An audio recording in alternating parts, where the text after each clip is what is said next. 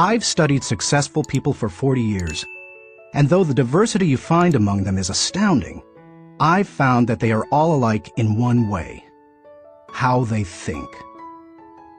That is the one thing that separates successful people from unsuccessful ones. And here's the good news. How successful people think can be learned. If you change your thinking, you can change your life. Why you should change your thinking. It's hard to overstate the value of changing your thinking. Good thinking can do many things for you: generate revenue, solve problems, and create opportunities. It can take you to a whole new level, personally and professionally. It really can change your life. Consider some things you need to know about changing your thinking. 1. Changed thinking is not automatic. Sadly, a change in thinking doesn't happen on its own. Good ideas rarely go out and find someone. If you want to find a good idea, you must search for it. If you want to become a better thinker, you need to work at it. And once you begin to become a better thinker, the good ideas keep coming.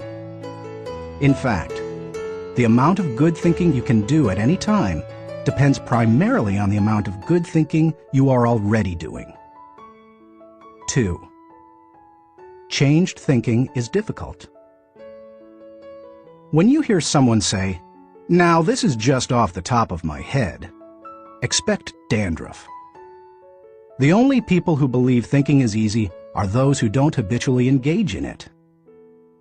Nobel Prize-winning physicist Albert Einstein, one of the best thinkers who ever lived, asserted, "Thinking is hard work. That's why so few do it." Because thinking is so difficult, you want to use anything you can to help you improve the process. 3. Changed thinking is worth the investment. Author Napoleon Hill observed, "More gold has been mined from the thoughts of man than has ever been taken from the earth." When you take the time to learn how to change your thinking and become a better thinker, you are investing in yourself. Gold mines tap out. Stock markets crash. Real estate investments can go sour, but a human mind with the ability to think well is like a diamond mine that never runs out. It's priceless. How to become a better thinker. Do you want to master the process of good thinking? Do you want to be a better thinker tomorrow than you are today? Then you need to engage in an ongoing process that improves your thinking. I recommend you do the following. 1. Expose yourself to good input.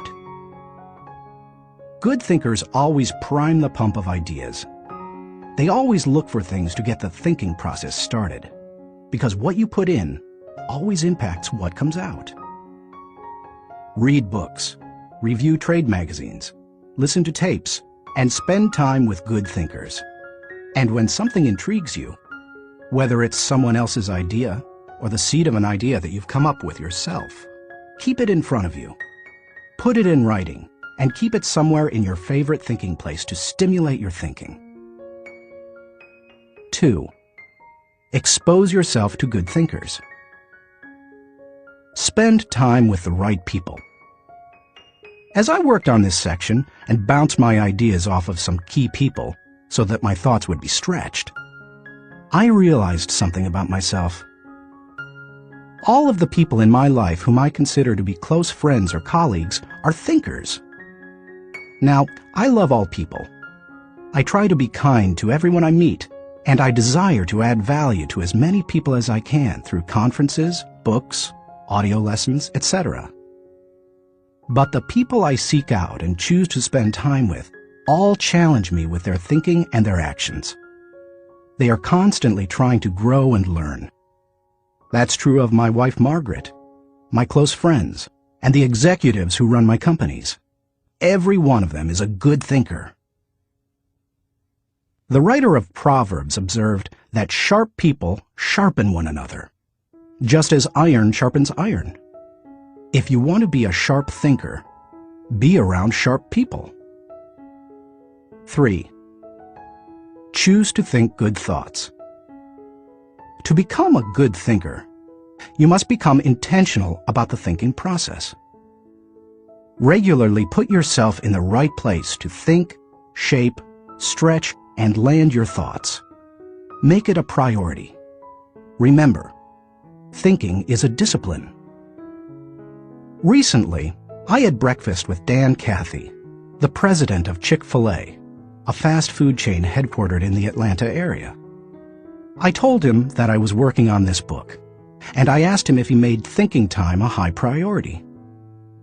Not only did he say yes, but he told me about what he calls his thinking schedule. It helps him to fight the hectic pace of life that discourages intentional thinking. Dan says he sets aside time just to think for half a day every 2 weeks, for 1 whole day every month, and for 2 or 3 full days every year. Dan explains, "This helps me keep the main thing, since I am so easily distracted." You may want to do something similar, or you can develop a schedule and method of your own. No matter what you choose to do, go to your thinking place, take paper and pen, and make sure you capture your ideas in writing. 4. Act on your good thoughts. Ideas have a short shelf life. You must act on them before the expiration date. World War I flying ace Eddie Rickenbacker said it all when he remarked, "I can give you a 6-word formula for success. Think things through, then follow through." 5. Allow your emotions to create another good thought. To start the thinking process, you cannot rely on your feelings. In Failing Forward, I wrote that you can act your way into feeling long before you can feel your way into action. If you wait until you feel like doing something, you will likely never accomplish it. The same is true for thinking. You cannot wait until you feel like thinking to do it. However, I found that once you engage in the process of good thinking, you can use your emotions to feed the process and create mental momentum. Try it for yourself. After you go through the disciplined process of thinking and enjoy some success, allow yourself to savor the moment and try riding the mental energy of that success. If you're like me, it's likely to spur additional thoughts and productive ideas. 6. Repeat the process. One good thought does not make a good life. The people who have one good thought and try to ride it for an entire career often end up unhappy or destitute. They are the one-hit wonders, the one-book authors, the one-message speakers, the one-time inventors who spend their life struggling to protect or promote their single idea. Success comes to those who have an entire mountain of gold that they continually mine, not those who find one nugget and try to live on it for 50 years. To become someone who can mine a lot of gold, you need to keep repeating the process of good thinking. Putting yourself in the right place to think. Becoming a good thinker isn't overly complicated. It's a discipline. If you do the 6 things I have outlined, you will set yourself up for a lifestyle of better thinking. But what do you do to come up with specific ideas on a day-to-day basis? I want to teach you the process that I've used to discover and develop good thoughts. It's certainly not the only one that works, but it has worked well for me. 1. Find a place to think your thoughts. If you go to your designated place to think, expecting to generate good thoughts, then eventually you will come up with some. Where is the best place to think? Everybody's different. Some people think best in the shower. Others, like my friend Dick Biggs, like to go to a park.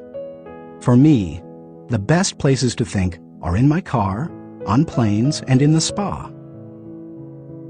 Ideas come to me in other places as well, such as when I'm in bed.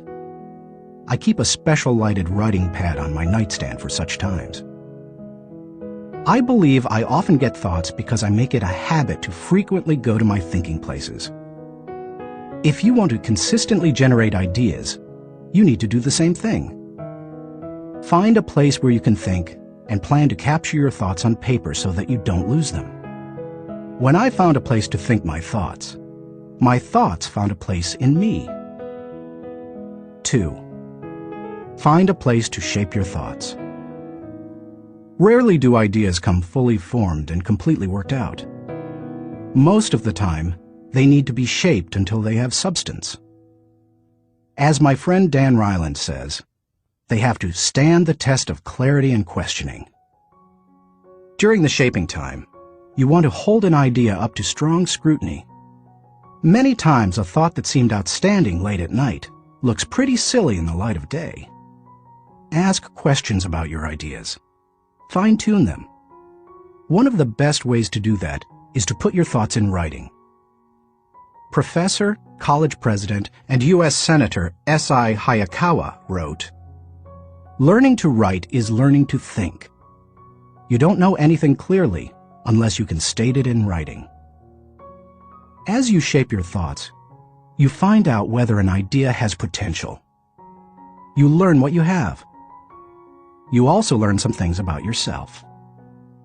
The shaping time thrills me because it embodies humor. The thoughts that don't work often provide comic relief.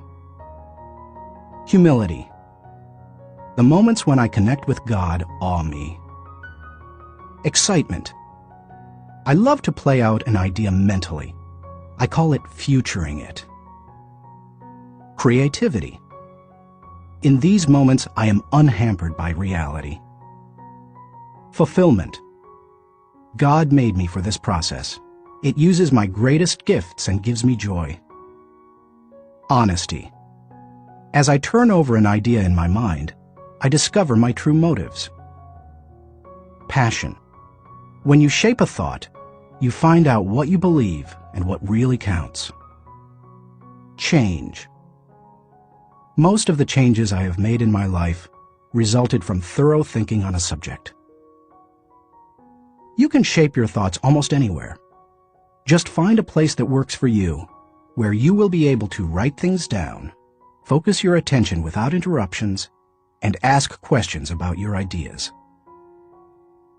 3. Find a place to stretch your thoughts. If you come upon great thoughts and spend time mentally shaping them, don't think you're done and can stop there. If you do, you will miss some of the most valuable aspects of the thinking process. You miss bringing others in and expanding ideas to their greatest potential. Earlier in my life, I have to admit, I was often guilty of this error. I wanted to take an idea from seed thought to solution before sharing it with anyone, even the people it would most impact. I did this both at work and at home.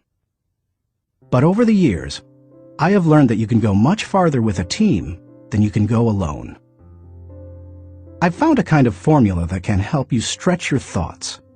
It says, the right thought plus the right people in the right environment at the right time for the right reason equals the right result.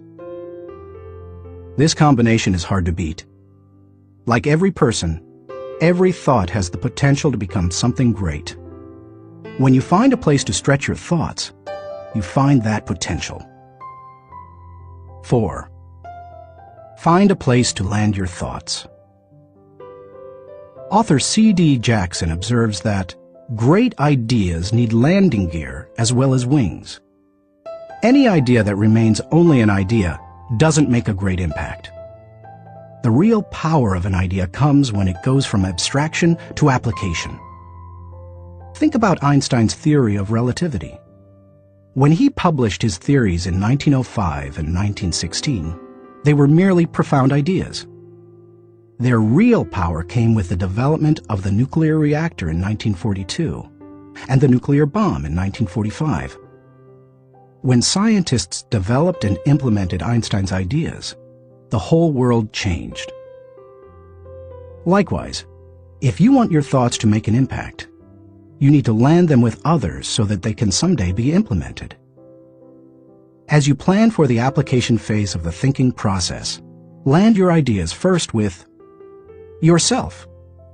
Landing an idea with yourself will give you integrity.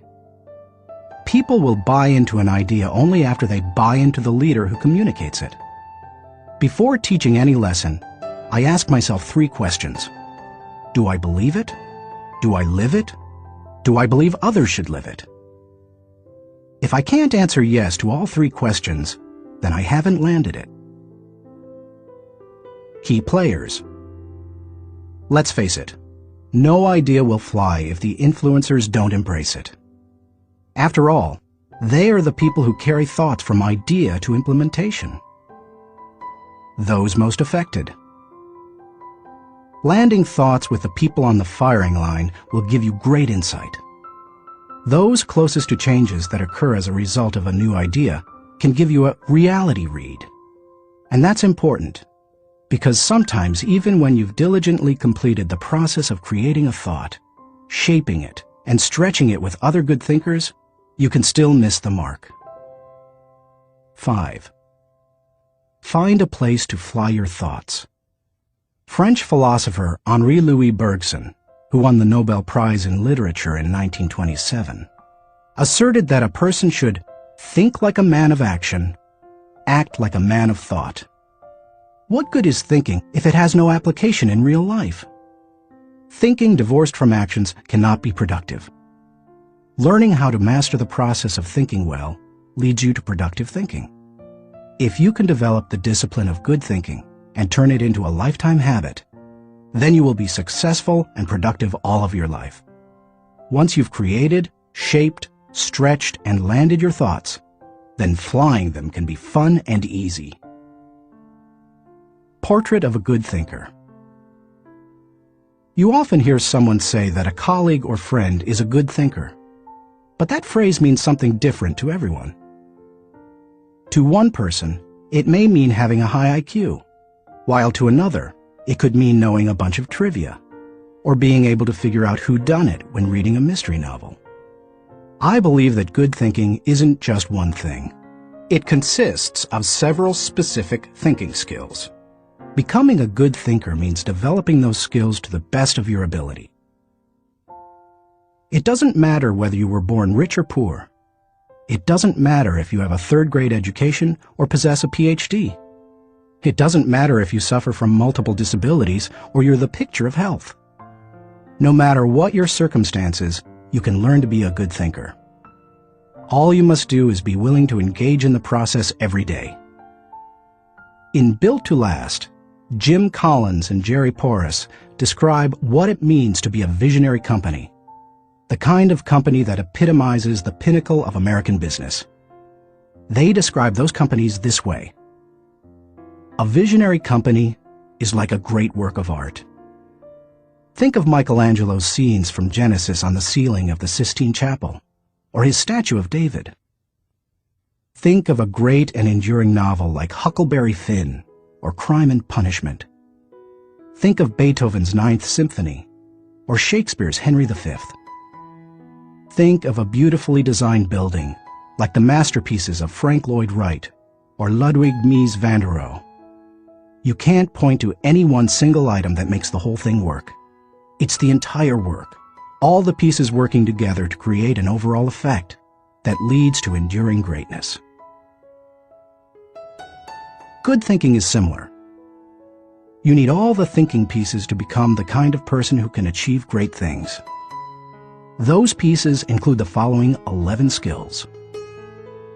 Seeing the wisdom of big picture thinking. Unleashing the potential of focused thinking. Discovering the joy of creative thinking. Recognizing the importance of realistic thinking. Releasing the power of strategic thinking. Feeling the energy of possibility thinking. Embracing the lessons of reflective thinking. Questioning the acceptance of popular thinking. Encouraging the participation of shared thinking. Experiencing the satisfaction of unselfish thinking. Enjoying the return of bottom-line thinking. As you read the chapters dedicated to each kind of thinking, you will discover that they do not try to tell you what to think. They attempt to teach you how to think. As you become acquainted with each skill, you will find that some you do well, others you don't. Learn to develop each of those kinds of thinking, and you will become a better thinker. Master all that you can, including the process of shared thinking, which helps you compensate for your weak areas, and your life will change. How successful people think. Chapter 1. Cultivate big picture thinking. Where success is concerned, people are not measured in inches or pounds or college degrees or family background. They are measured by the size of their thinking. David Schwartz. Big picture thinking can benefit any person in any profession. When somebody like Jack Welch tells a GE employee that the ongoing relationship with a customer is more important than the sale of an individual product, he's reminding them of the big picture. When two parents are fed up with potty training, poor grades, or fender benders, and one reminds the other that the current difficult time is only a temporary season, then they benefit from thinking big picture. Real estate developer Donald Trump quipped, "You have to think anyway, so why not think big?" Big picture thinking brings wholeness and maturity to a person's thinking. It brings perspective. It's like making the frame of a picture bigger, in the process expanding not only what you can see, but what you are able to do. Spend time with big picture thinkers, and you will find that they learn continually. Big picture thinkers are never satisfied with what they already know. They are always visiting new places, reading new books, meeting new people, learning new skills. And because of that practice, they often are able to connect the unconnected. They are lifelong learners. To help me maintain a learner's attitude, I spend a few moments every morning thinking about my learning opportunities for the day. As I review my calendar and to-do list, knowing whom I will meet that day, what I will read, which meetings I will attend, I note where I am most likely to learn something. Then I mentally cue myself to look attentively for something that will improve me in that situation. If you desire to keep learning, I want to encourage you to examine your day and look for opportunities to learn. Listen intentionally. An excellent way to broaden your experience is to listen to someone who has expertise in an area where you don't. I search for such opportunities. One year I spoke to about 900 coaches and scouts at the Senior Bowl, where graduating football players participate in their last college game. I had the opportunity, along with my son-in-law Steve Miller, to have dinner with NFL head coaches Dave Wanstead and Butch Davis. It's not often that you get such an opportunity, so I asked them questions about teamwork and spent a lot of time listening to them. At the end of the evening, as Steve and I were walking to our car, he said to me, "John, I bet you asked those coaches 100 questions tonight." "If I'm going to learn and grow," I replied, "I must know what questions to ask and know how to apply the answers to my life." Listening has taught me a lot more than talking. When you meet with people, it's good to have an agenda so that you can learn. It's a great way to partner with people who can do things you can't. Big picture thinkers recognize that they don't know lots of things.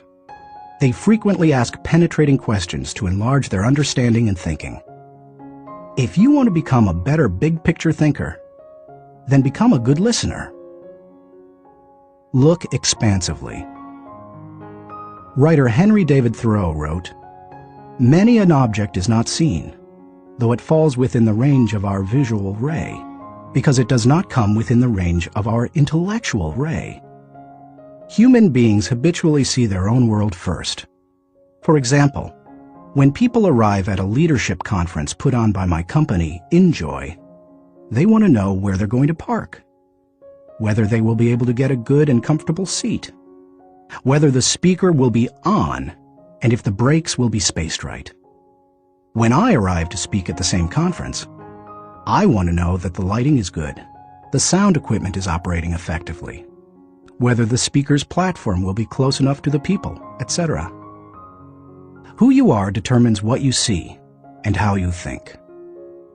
Big picture thinkers realize there is a world out there besides their own, and they make an effort to get outside of themselves and see other people's worlds through their eyes. It's hard to see the picture while inside the frame. To see how others see, you must first find out how they think.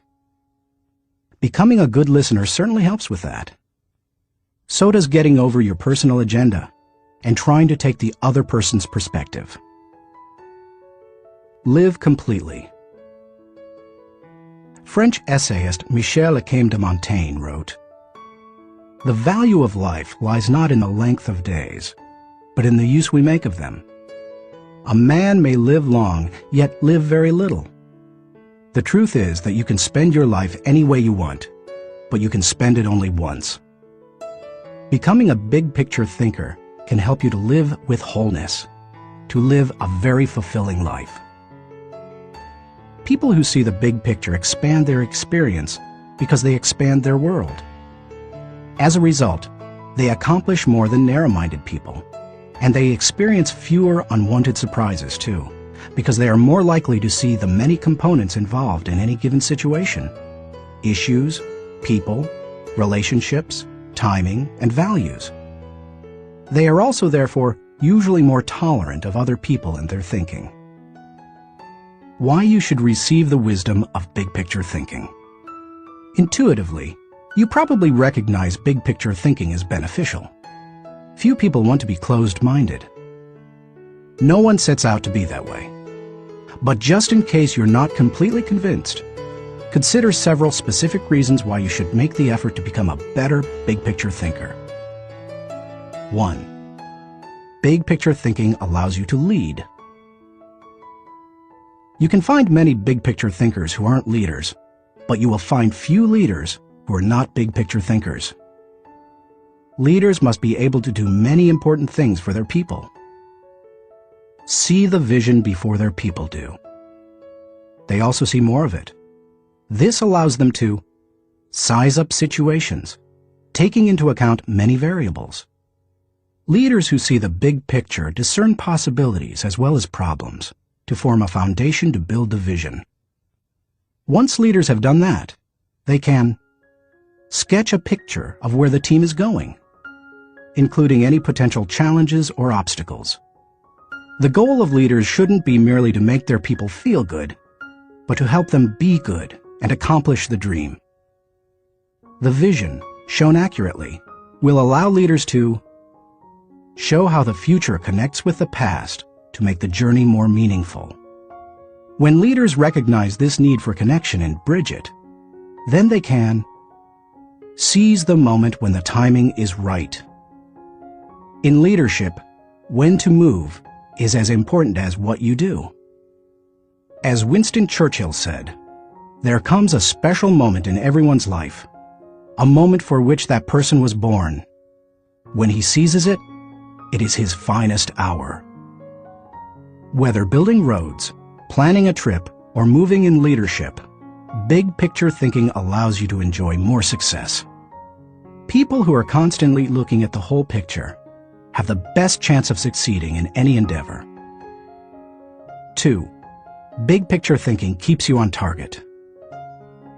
Thomas Fuller, chaplain to Charles II of England, observed, "He that is everywhere is nowhere." To get things done, you need focus. However, to get the right things done, you also need to consider the big picture. Only by putting your daily activities in the context of the big picture will you be able to stay on target. As Alvin Toffler says, you've got to think about big things while you're doing small things, so that all the small things go in the right direction. 3. Big picture thinking allows you to see what others see. One of the most important skills you can develop in human relations is the ability to see things from the other person's point of view. It's one of the keys to working with clients, satisfying customers, maintaining a marriage, rearing children, helping those who are less fortunate, etc. All human interactions are enhanced by the ability to put yourself in another person's shoes. How? Look beyond yourself, your own interests, and your own world. When you work to consider an issue from every possible angle, examine it in the light of another's history, discover the interests and concerns of others, and try to set aside your own agenda, you begin to see what others see. And that is a powerful thing. 4. Big picture thinking promotes teamwork. If you participate in any kind of team activity, then you know how important it is that team members see the whole picture, not just their own part. Anytime a person doesn't know how his work fits with that of his teammates, then the whole team is in trouble. The better the grasp team members have of the big picture, the greater their potential to work together as a team. 5. Big picture thinking keeps you from being caught up in the mundane. Let's face it, some aspects of everyday life are absolutely necessary but thoroughly uninteresting. Big picture thinkers don't let the grind get to them because they don't lose sight of the all-important overview. They know that the person who forgets the ultimate is a slave to the immediate. 6. Big picture thinking helps you to chart uncharted territory. Have you ever heard the expression, "We'll cross that bridge when we come to it"? That phrase undoubtedly was coined by someone who had trouble seeing the big picture. The world was built by people who crossed bridges in their minds long before anyone else did.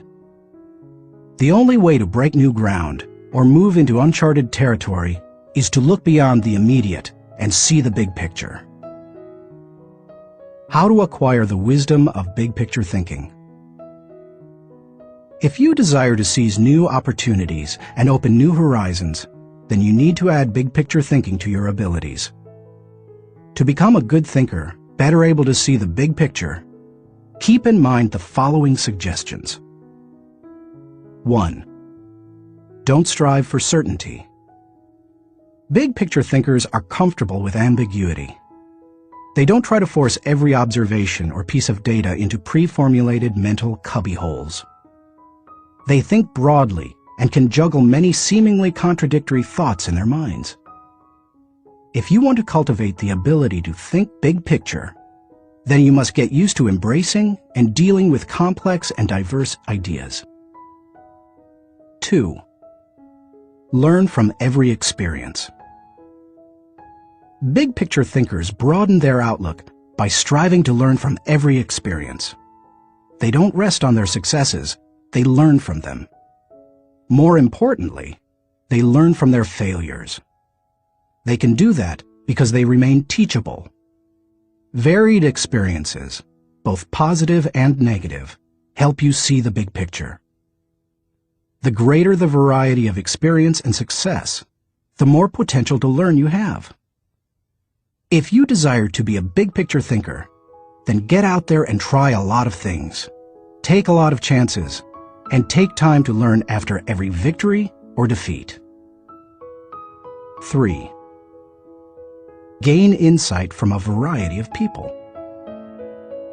Big picture thinkers learn from their experiences, but they also learn from experiences they don't have. That is, they learn by receiving insight from others, from customers, employees, colleagues, and leaders. If you desire to broaden your thinking and see more of the big picture, then seek out counselors to help you. But be wise in whom you ask for advice. Gaining insight from a variety of people doesn't mean stopping anyone and everyone in hallways and grocery store lines and asking what they think about a given subject. Be selective. Talk to people who know and care about you, who know their field, and who bring experience deeper and broader than your own. 4. Give yourself permission to expand your world. If you want to be a big picture thinker, you will have to go against the flow of the world. Society wants to keep people in boxes. Most people are married mentally to the status quo. They want what was, not what can be. They seek safety in simple answers. To think big picture, you need to give yourself permission to go a different way, to break new ground, to find new worlds to conquer. And when your world does get bigger, you need to celebrate. Never forget there is more out there in the world than what you've experienced. Keep learning, keep growing, and keep looking at the big picture. If you desire to be a good thinker, that's what you need to do. Thinking question. Am I thinking beyond myself and my world so that I process ideas with a holistic perspective? Chapter 2. Engage in focused thinking. He did each thing as if he did nothing else. Spoken of novelist Charles Dickens. Philosopher Bertrand Russell once asserted, "To be able to concentrate for a considerable time is essential to difficult achievement." Sociologist Robert Lind observed that knowledge is power only if a man knows what facts are not to bother about. Focused thinking removes distractions and mental clutter so that you can concentrate on an issue and think with clarity. Focused thinking can do several things for you. 1. Focused thinking harnesses energy toward a desired goal. Focus can bring energy and power to almost anything, whether physical or mental. If you're learning how to pitch a baseball and you want to develop a good curveball, then focused thinking while practicing will improve your technique. If you need to refine the manufacturing process of your product, focused thinking will help you develop the best method. If you want to solve a difficult mathematics problem, focused thinking helps you break through to the solution. The greater the difficulty of a problem or issue, the more focused thinking time is necessary to solve it. 2. Focused thinking gives ideas time to develop. I love to discover and develop ideas.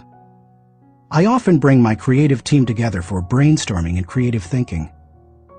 When we first get together, we try to be exhaustive in our thinking in order to generate as many ideas as possible. The birthing of a potential breakthrough often results from sharing many good ideas. But to take ideas to the next level, you must shift from being expansive in your thinking to being selective. I have discovered that a good idea can become a great idea when it is given focus time. It's true that focusing on a single idea for a long time can be very frustrating. I've often spent days focusing on a thought and trying to develop it, only to find that I could not improve the idea. But sometimes, my perseverance in focused thinking pays off. That brings me great joy. And when focused thinking is at its best, not only does the idea grow, but so do I. 3. Focused thinking brings clarity to the target. I consider golf one of my favorite hobbies. It's a wonderfully challenging game. I like it because the objectives are so clear. Professor William Mobley of the University of South Carolina made the following observation about golf. One of the most important things about golf is the presence of clear goals. You see the pins, you know the par. It's neither too easy nor unattainable. You know your average score, and there are competitive goals. Competitive with par, with yourself, and others. These goals give you something to shoot at. In work, as in golf, goals motivate. One time on the golf course, I followed a golfer who neglected to put the pin back in the hole after he putted. Because I could not see my target, I couldn't focus properly. My focus quickly turned to frustration and to poor play. To be a good golfer, a person needs to focus on a clear target. The same is true in thinking. Focus helps you to know the goal and to achieve it. 4. Focused thinking will take you to the next level. No one achieves greatness by becoming a generalist. You don't hone a skill by diluting your attention to its development. The only way to get to the next level is to focus.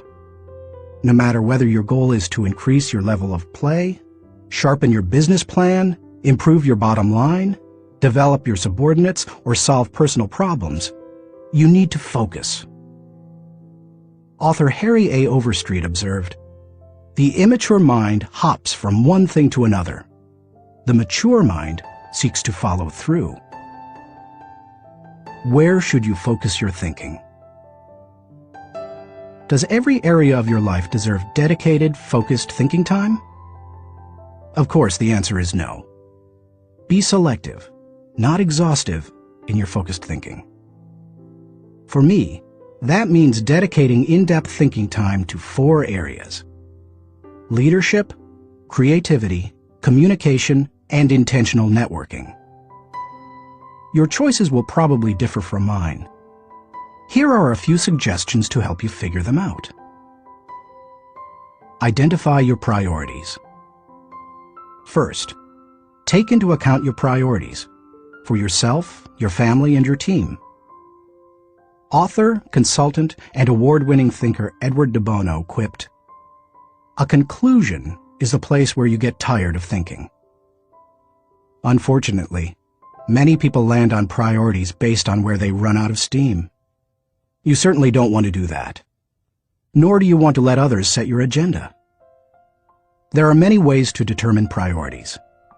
If you know yourself well, begin by focusing on your strengths, the things that make best use of your skills and God-given talents. You might also focus on what brings the highest return and reward. Do what you enjoy most and do best. You could use the 80-20 rule.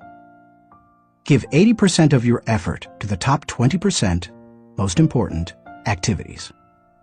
Another way is to focus on exceptional opportunities that promise a huge return. It comes down to this. Give your attention to the areas that bear fruit. Discover your gifts. Not all people are self-aware and have a good handle on their own skills, gifts, and talents. They are a little like the comic strip character Charlie Brown.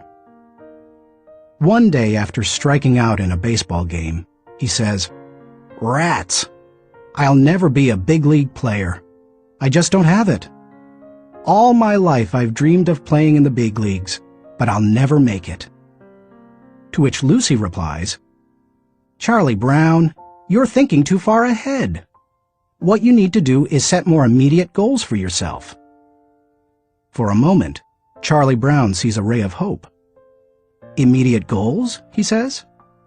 "Yes," answers Lucy. "Start with the next inning. When you go out to pitch, see if you can walk out to the mound without falling down." I've met many individuals who grew up in a household full of Lucys.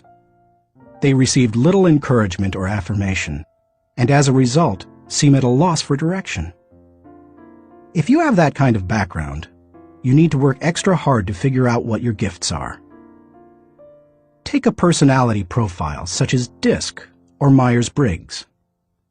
Interview positive friends and family members to see where they think you shine. Spend some time reflecting on past successes. If you're going to focus your thinking in your areas of strength, you need to know what they are. Develop your dream. If you want to achieve great things, you need to have a great dream. If you're not sure of your dream, use your focused thinking time to help you discover it. If your thinking has returned to a particular area time after time, you may be able to discover your dream there. Give it more focused time and see what happens. Once you find your dream, move forward without second-guessing.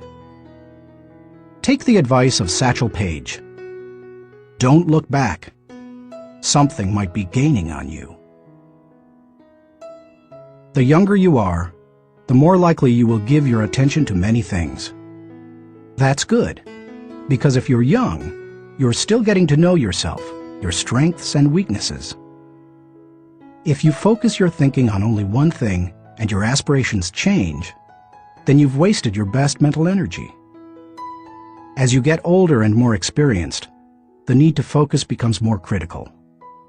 The farther and higher you go, the more focused you can be, and need to be. How can you stay focused? Once you have a handle on what you should think about, you must decide how to better focus on it. Here are 5 suggestions to help you with the process. 1.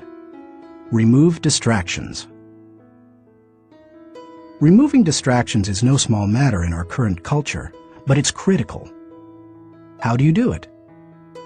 First, by maintaining the discipline of practicing your priorities. Don't do easy things first, or hard things first, or urgent things first.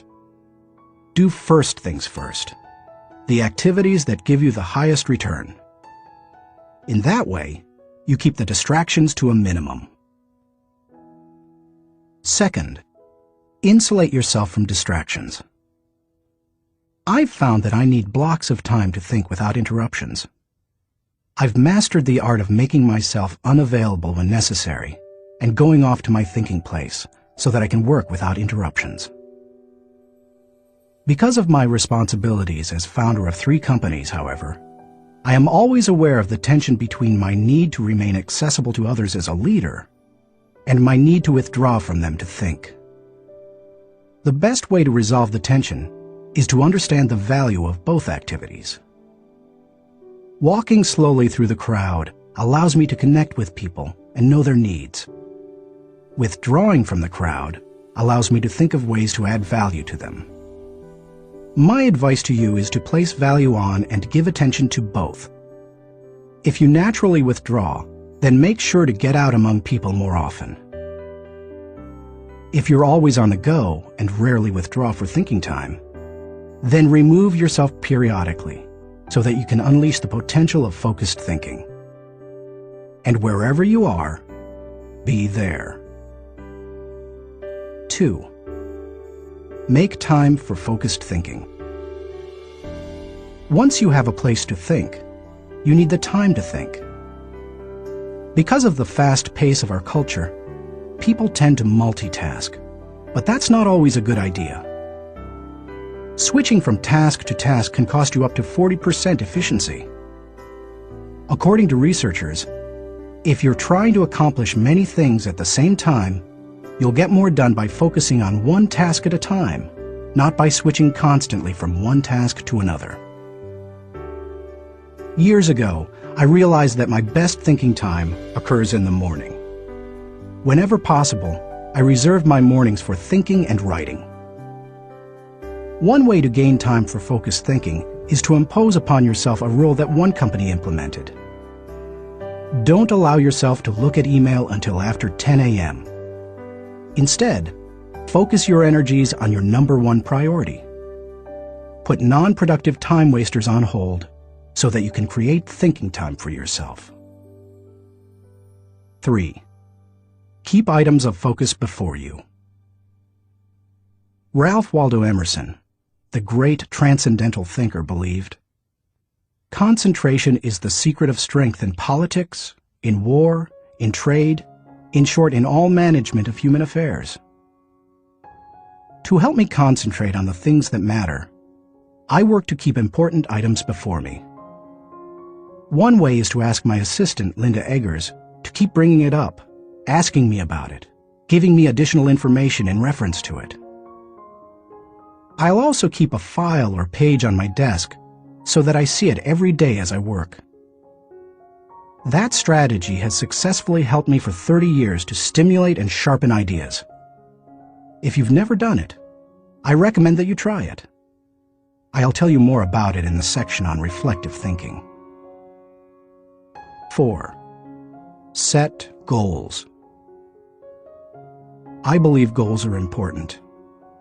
The mind will not focus until it has clear objectives. But the purpose of goals is to focus your attention and give you direction. not to identify a final destination. As you think about your goals, note that they should be clear enough to be kept in focus, close enough to be achieved, helpful enough to change lives. Those guidelines will get you going. And be sure to write down your goals. If they're not written, I can almost guarantee that they're not focused enough. And if you really want to make sure they're focused, take the advice of David Belasco, who says, "If you can't write your idea on the back of my business card, you don't have a clear idea." Even if you look back years from now and think your goals were too small, they will have served their purpose if they provide you with direction. 5. Question your progress. Take a good look at yourself from time to time to see whether you are actually making progress. That is the most accurate measure of whether you are making the best use of focused thinking. Ask yourself, am I seeing a return for my investment of focused thinking time? Is what I am doing getting me closer to my goals? Am I headed in a direction that helps me to fulfill my commitments, maintain my priorities, and realize my dreams? What are you giving up to go up? No one can go to the highest level and remain a generalist. My dad used to say, "Find the one thing you do well and don't do anything else." I've found that to do well at a few things, I've had to give up many things. As I worked on this chapter, I spent some time reflecting on the kinds of things I've given up. Here are the main ones. I can't know everyone. I love people, and I'm outgoing. Put me into a room full of people and I feel energized. So it goes against my grain to restrict myself from spending time with lots of people. To compensate for that, I've done a couple of things. First, I've chosen a strong inner circle of people. They not only provide tremendous professional help, but they also make life's journey much more pleasant. Second, I ask certain friends to catch me up on what's happening in the lives of other friends. I usually do that when I'm traveling and can't block out the time I would need for focused thinking. I can't do everything. There are only a few exceptional opportunities in any person's lifetime. That's why I strive for excellence in a few things, rather than a good performance in many. That's cost me. Because of my workload, I also have to skip doing many things that I would love to do. For example, every week I hand off projects that I think would be fun to do myself.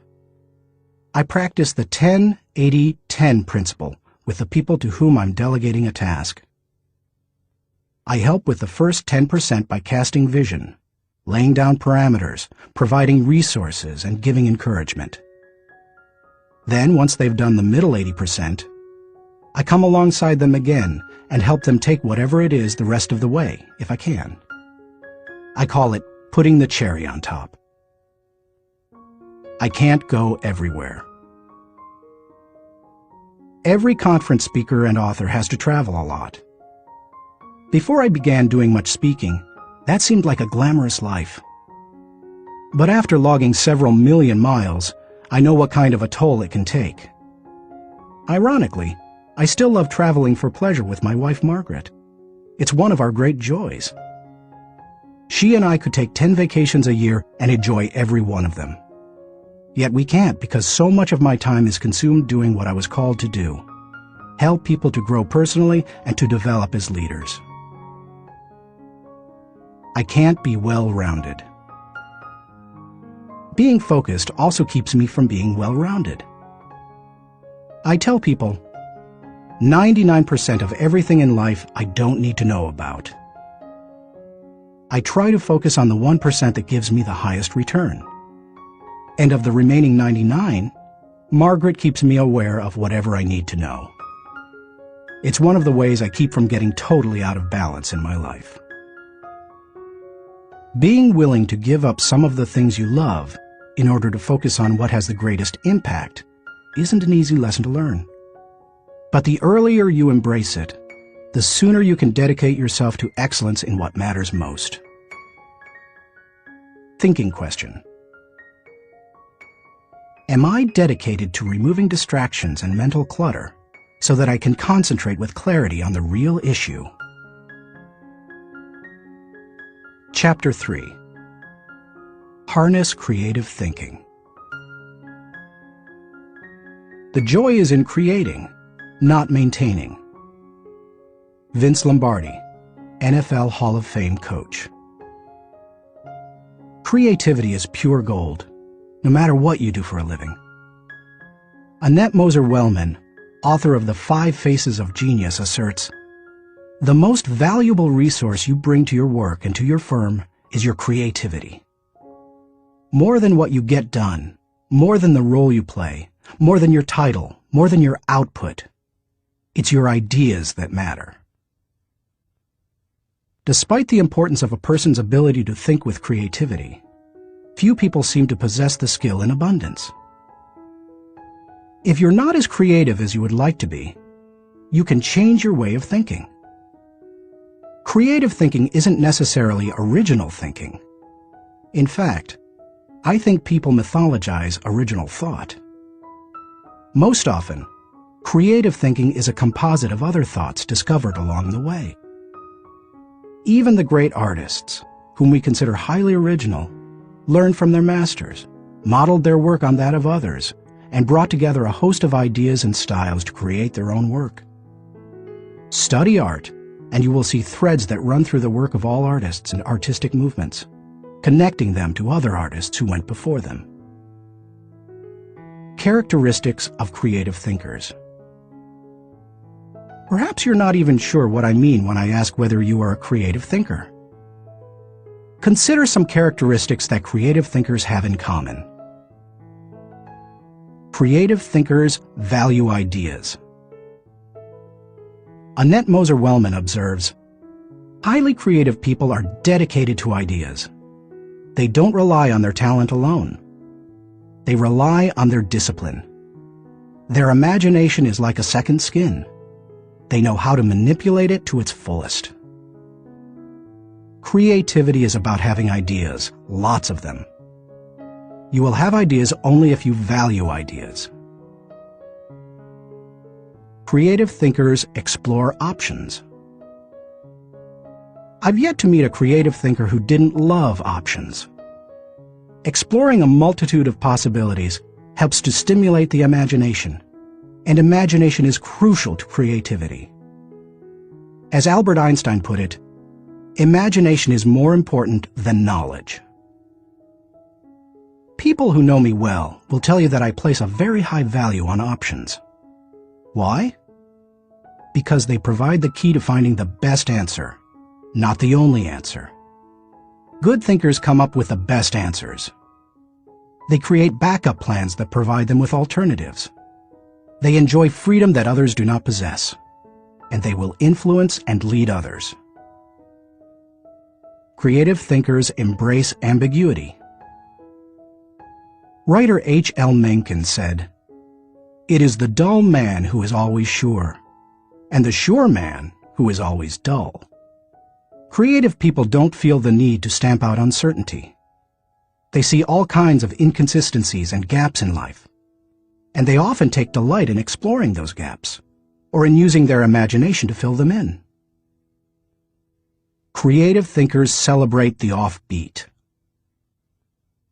Creativity, by its very nature, often explores off the beaten path and goes against the grain. Diplomat and longtime president of Yale University, Kingman Brewster, said, "There is a correlation between the creative and the screwball, so we must suffer the screwball gladly." To foster creativity in yourself or others, be willing to tolerate a little oddness. Creative thinkers connect the unconnected. Because creativity utilizes the ideas of others, there's great value in being able to connect one idea to another, especially to seemingly unrelated ideas. Graphic designer Tim Hansen says, "Creativity is especially expressed in the ability to make connections, to make associations, to turn things around and express them in a new way. Creating additional thoughts is like taking a trip in your car. You may know where you are going, but only as you move toward your destination can you see and experience things in a way not possible before you started. Creative thinking works something like this. Think, then collect, then create, then correct, then connect. Once you begin to think, you are free to collect. You ask yourself, what material relates to this thought? Once you have the material, you ask, what ideas can make the thought better? That can start to take an idea to the next level. After that, you can correct or refine it by asking, what changes can make these ideas better? Finally, you connect the ideas by positioning them in the right context to make the thought complete and powerful. Creative thinkers don't fear failure. Creativity demands the ability to be unafraid of failure, because creativity equals failure. You may be surprised to hear such a statement, but it's true. Charles Frankel asserts that anxiety is the essential condition of intellectual and artistic creation. Creativity requires a willingness to look stupid. It means getting out on a limb, knowing that the limb often breaks. Creative people know these things and still keep searching for new ideas. They just don't let the ideas that don't work prevent them from coming up with more ideas that do work. Why you should discover the joy of creative thinking. Creativity can improve a person's quality of life. Here are 5 specific things creative thinking has the potential to do for you. 1. Creative thinking adds value to everything. Wouldn't you enjoy a limitless reservoir of ideas that you could draw upon at any time? That's what creative thinking gives you. For that reason, no matter what you are currently able to do, creativity can increase your capabilities. Creativity is being able to see what everybody else has seen and think what nobody else has thought, so that you can do what nobody else has done. Sometimes, creative thinking lies along the lines of invention, where you break new ground. Other times, it moves along the lines of innovation, which helps you to do old things in a new way. But either way, it's seeing the world through sufficiently new eyes so that new solutions appear. That always adds value. 2. Creative thinking compounds. Over the years, I've found that creative thinking is hard work, but creative thinking compounds, given enough time and focus. Perhaps more than any other kind of thinking, creative thinking builds on itself and increases the creativity of the thinker. Poet Maya Angelou observed, "You can't use up creativity. The more you use, the more you have." Sadly, too often creativity is smothered rather than nurtured. There has to be a climate in which new ways of thinking, perceiving, questioning are encouraged. If you cultivate creative thinking in an environment that nurtures creativity, there's no telling what kind of ideas you can come up with. I'll talk more on that later. 3. Creative thinking draws people to you and your ideas. Creativity is intelligence having fun. People admire intelligence, and they are always attracted to fun, so the combination is fantastic. If anyone could be said to have fun with his intelligence, it was Leonardo da Vinci. The diversity of his ideas and expertise staggers the mind. He was a painter, architect, sculptor, anatomist, musician, inventor, and engineer. The term Renaissance man was coined because of him. Just as people were drawn to Da Vinci and his ideas during the Renaissance, they are drawn to creative people today. If you cultivate creativity, you will become more attractive to other people, and they will be drawn to you. 4. Creative thinking helps you learn more. Author and creativity expert Ernie Zielinski says, "Creativity is the joy of not knowing it all. The joy of not knowing it all refers to the realization that we seldom, if ever, have all the answers.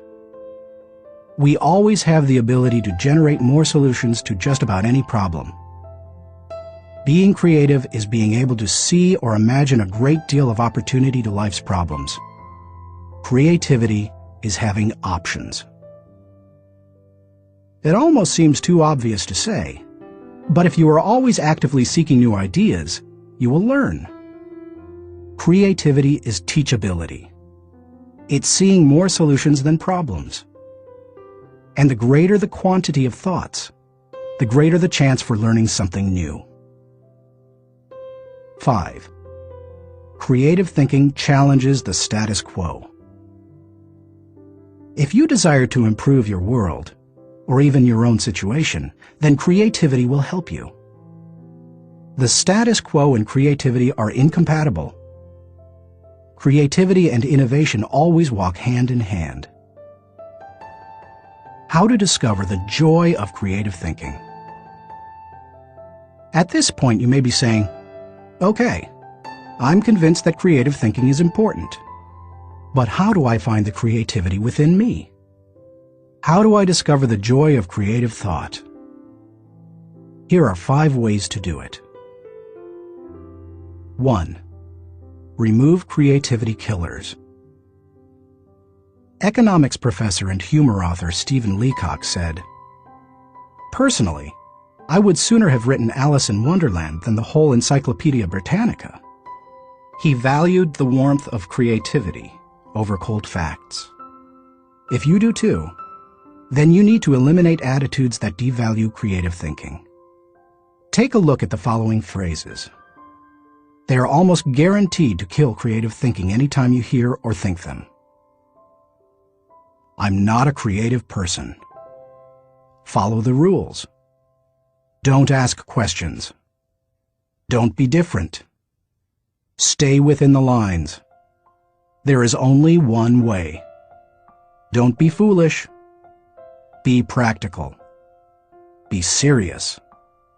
Think of your image. That's not logical. It's not practical. It's never been done. It can't be done. It didn't work for them. We tried that before. It's too much work.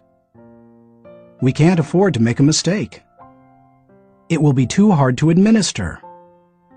We don't have the time. We don't have the money. Yes, but play is frivolous. Failure is final. If you think you have a great idea, don't let anyone talk you out of it, even if it sounds foolish. Don't let yourself or anyone else subject you to creativity killers. After all, you can't do something new and exciting if you force yourself to stay in the same old rut. Don't just work harder at the same old thing. Make a change. 2. Think creatively by asking the right questions. Creativity is largely a matter of asking the right questions. Management trainer Sir Anthony Jay said, "The uncreative mind can spot wrong answers, but it takes a creative mind to spot wrong questions." Wrong questions shut down the process of creative thinking. They direct thinkers down the same old path, or they chide them into believing that thinking isn't necessary at all. To stimulate creative thinking, ask yourself questions such as, why must it be done this way? What is the root problem? What are the underlying issues? What does this remind me of? What is the opposite? What metaphor or symbol helps to explain it?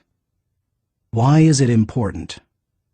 What's the hardest or most expensive way to do it? Who has a different perspective on this? What happens if we don't do it at all? You get the idea. And you can probably come up with better questions yourself.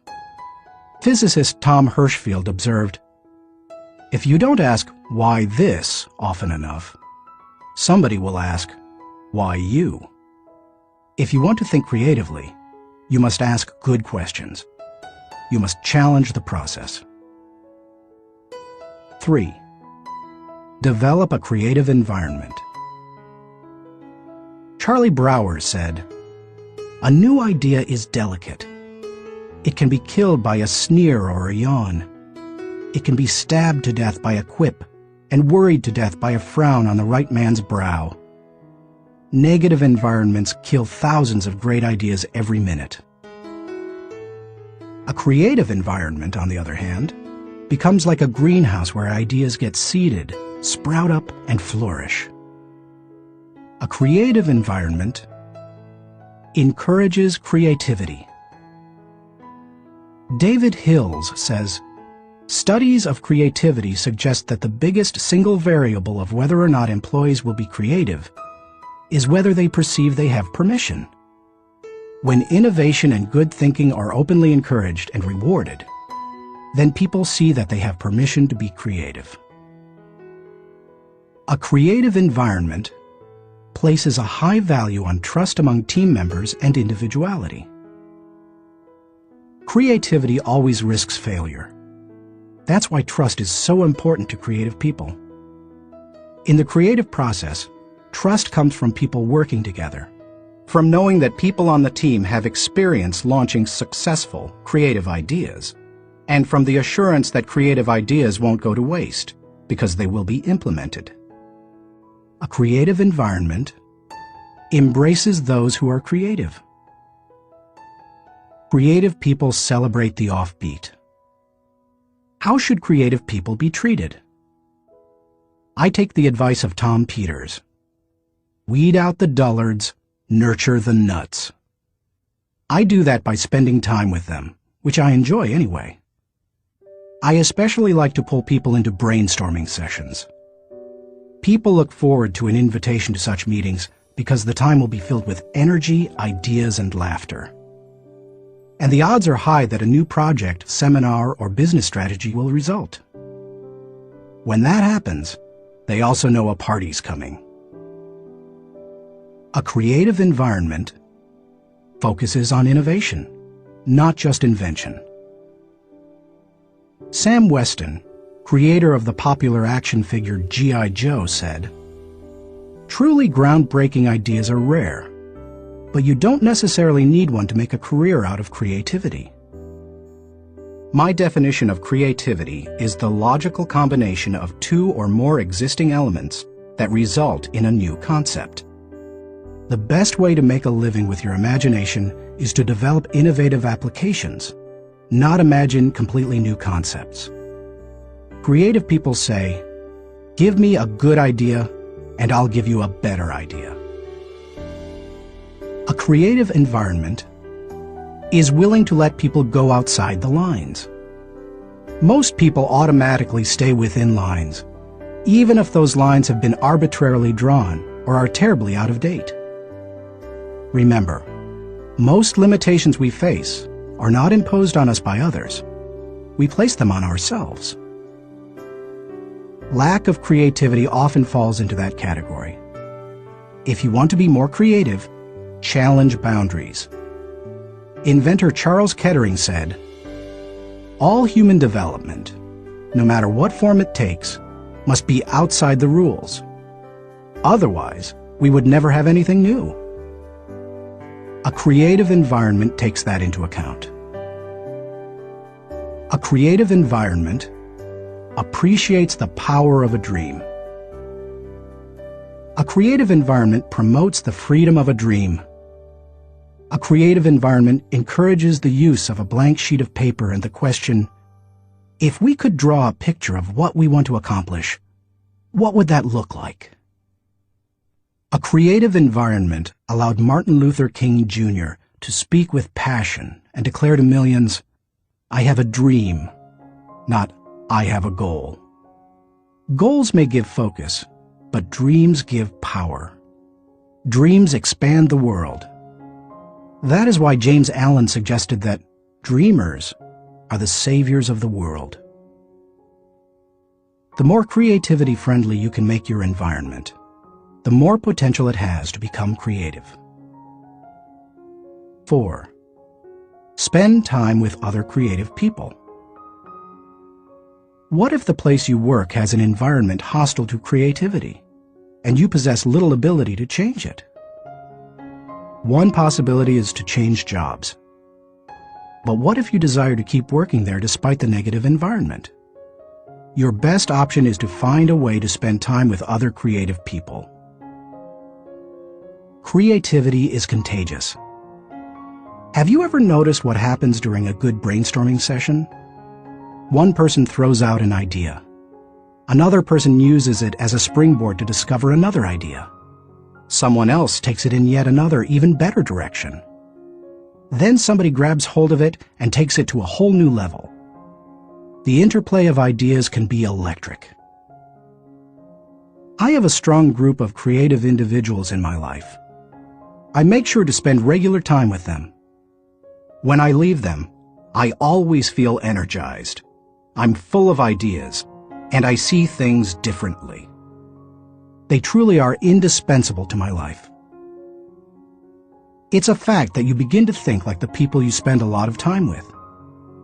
The more time you can spend with creative people, engaging in creative activities, the more creative you will become. 5. Get out of your box. Actress Katharine Hepburn remarked, "If you obey all the rules, you will miss all the fun." While I don't think it's necessary to break all the rules, many are in place to protect us, I do think it's unwise to allow self-imposed limitations to hinder us. Creative thinkers know that they must repeatedly break out of the box of their own history and personal limitations in order to experience creative breakthroughs. The most effective way to help yourself get out of the box is to expose yourself to new paradigms. One way you can do that is by traveling to new places. Explore other cultures, countries, and traditions. Find out how people very different from you live and think. Another is to read on new subjects. I'm naturally curious and love to learn, but I still have a tendency to read books only on my favorite subjects, such as leadership. I sometimes have to force myself to read books that broaden my thinking, because I know it's worth it. If you want to break out of your own box, get into somebody else's. Read broadly. Many people mistakenly believe that if individuals aren't born with creativity, they will never be creative. But you can see from the many strategies and examples I've given that creativity can be cultivated in the right supportive environment. Thinking question. Am I working to break out of my box of limitations so that I explore ideas and options to experience creative breakthroughs? Chapter 4. Employ realistic thinking. The first responsibility of a leader is to define reality. Max Dupree, Chairman of the Board of Herman Miller Incorporated. As anyone knows who's been out of school for a few years, there's usually a huge gap between a college education and the reality of the working world. Honestly, early in my career, I went out of my way to avoid too much realistic thinking because I thought it would interfere with my creative thinking. But as I've grown, I've come to realize that realistic thinking adds to my life. Reality check. Reality is the difference between what we wish and what is.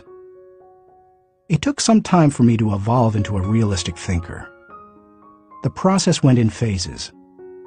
First, I did not engage in realistic thinking at all. After a while, I realized that it was necessary, so I began to engage in it occasionally. But I didn't like it, because I thought it was too negative. And any time I could delegate it, I did. Eventually, I found that I had to engage in realistic thinking if I was going to solve problems and learn from my mistakes. And in time, I became willing to think realistically before I got in trouble and make it a continual part of my life. Today, I encourage my key leaders to think realistically. We make realistic thinking the foundation of our business because we derive certainty and security from it. Why you should recognize the importance of realistic thinking. If you're a naturally optimistic person as I am, you may not possess great desire to become a more realistic thinker. But cultivating the ability to be realistic in your thinking will not undermine your faith in people, nor will it lessen your ability to see and seize opportunities. Instead, it will add value to you in other ways. 1. Realistic thinking minimizes downside risk. Actions always have consequences. Realistic thinking helps you to determine what those consequences could be. And that's crucial, because only by recognizing and considering consequences can you plan for them. If you plan for the worst-case scenario, you can minimize the downside risk. 2. Realistic thinking gives you a target and a game plan. I've known business people who were not realistic thinkers. Here's the good news. They were very positive and had a high degree of hope for their business. Here's the bad news. Hope is not a strategy. Realistic thinking leads to excellence in leadership and management because it requires people to face reality. They begin to define their target and develop a game plan to hit it. When people engage in realistic thinking, they also begin to simplify practices and procedures, which results in better efficiency. Truthfully, in business, only a few decisions are important. Realistic thinkers understand the difference between the important decisions and those that are merely necessary in the normal course of business. The decisions that matter relate directly to your purpose. James Allen was right when he wrote, "Until thought is linked with purpose, there is no intelligent accomplishment." 3. Realistic thinking is a catalyst for change. People who rely on hope for their success rarely make change a high priority. If you have only hope, you imply that achievement and success are out of your hands. It's a matter of luck or chance. Why bother changing? Realistic thinking can dispel that kind of wrong attitude. There's nothing like staring reality in the face to make a person recognize the need for change. Change alone doesn't bring growth, but you cannot have growth without change. 4. Realistic thinking provides security. Anytime you have thought through the worst that can happen, and you have developed contingency plans to meet it, you become more confident and secure. It's reassuring to know that you are unlikely to be surprised. Disappointment is the difference between expectations and reality. Realistic thinking minimizes the difference between the two. 5. Realistic thinking gives you credibility. Realistic thinking helps people to buy into the leader and his or her vision. Leaders continually surprised by the unexpected soon lose credibility with their followers. On the other hand, leaders who think realistically and plan accordingly position their organizations to win. That gives their people confidence in them. The best leaders ask realistic questions before casting vision. They ask themselves things like, is it possible? Does this dream include everyone or just a few? Have I identified and articulated the areas that will make this dream difficult to achieve? 6. Realistic thinking provides a foundation to build on. Thomas Edison observed, "The value of a good idea is in using it." The bottom line on realistic thinking is that it helps you to make an idea usable by taking away the wish factor. Most ideas and efforts don't accomplish their intended results because they rely too much on what we wish rather than what is. You can't build a house in midair. It needs a solid foundation. Ideas and plans are the same. They need something concrete on which to build. Realistic thinking provides that solid foundation. 7. Realistic thinking is a friend to those in trouble. If creativity is what you would do if you were unafraid of the possibility of failure, then reality is dealing with failure if it does happen. Realistic thinking gives you something concrete to fall back on during times of trouble, which can be very reassuring. Certainty in the midst of uncertainty brings stability. 8. Realistic thinking brings the dream to fruition. British novelist John Galsworthy wrote, "Idealism increases in direct proportion to one's distance from the problem. If you don't get close enough to a problem, you can't tackle it. If you don't take a realistic look at your dream and what it will take to accomplish it, you will never achieve it." Realistic thinking helps to pave the way for bringing any dream to fruition. How to recognize the importance of realistic thinking. Because I'm naturally optimistic rather than realistic, I've had to take concrete steps to improve my thinking in this area. Here are 5 things I do to improve my realistic thinking. 1. Develop an appreciation for truth. I could not develop as a realistic thinker until I gained an appreciation for realistic thinking. And that means learning to look at and enjoy truth. President Harry S. Truman said, "I never give them hell. I just tell the truth, and they think it is hell." That's the way many people react to truth. People tend to exaggerate their success and minimize their failures or deficiencies. They live according to Ruckert's law, believing there is nothing so small that it can't be blown out of proportion. Unfortunately, many people today could be described by a quote from Winston Churchill. "Men occasionally stumble over the truth, but most pick themselves up and hurry off as if nothing has happened." More recently, television journalist Ted Koppel observed, "Our society finds truth too strong a medicine to digest undiluted. In its purest form, truth is not a polite tap on the shoulder. It is a howling reproach." In other words, the truth will set you free, but first, it will make you angry. If you want to become a realistic thinker, however, you need to get comfortable dealing with the truth and face up to it. 2. Do your homework. The process of realistic thinking begins with doing your homework. You must first get the facts.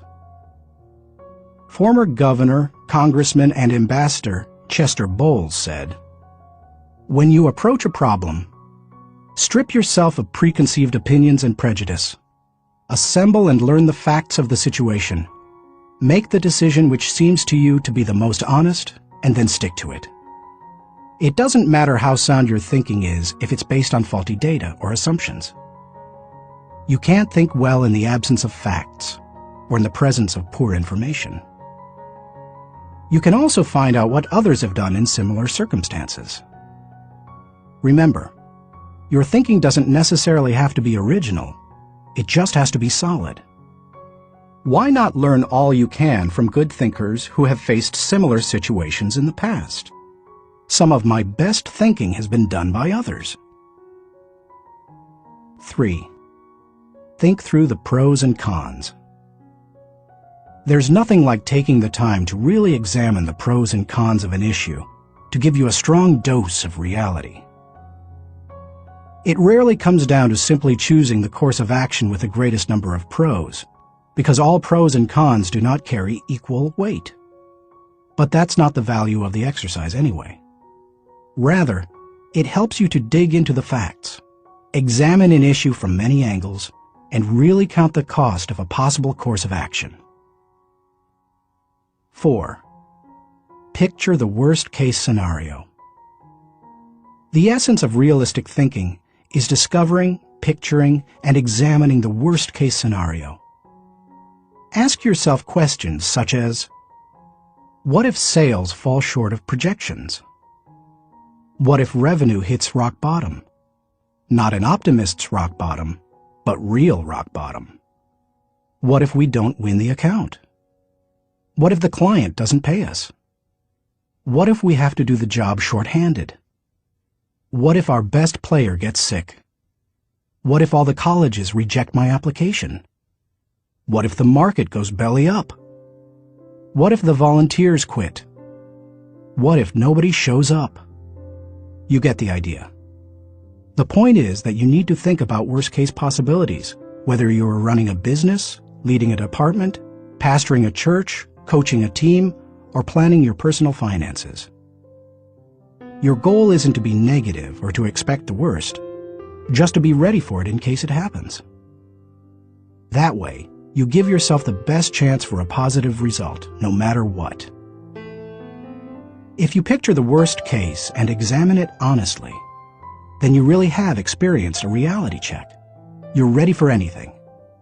As you do that, take the advice of Charles Hole, who advised, "Deliberate with caution, but act with decision, and yield with graciousness, or oppose with firmness." 5. Align your thinking with your resources. One of the keys to maximizing realistic thinking is aligning your resources with your objectives.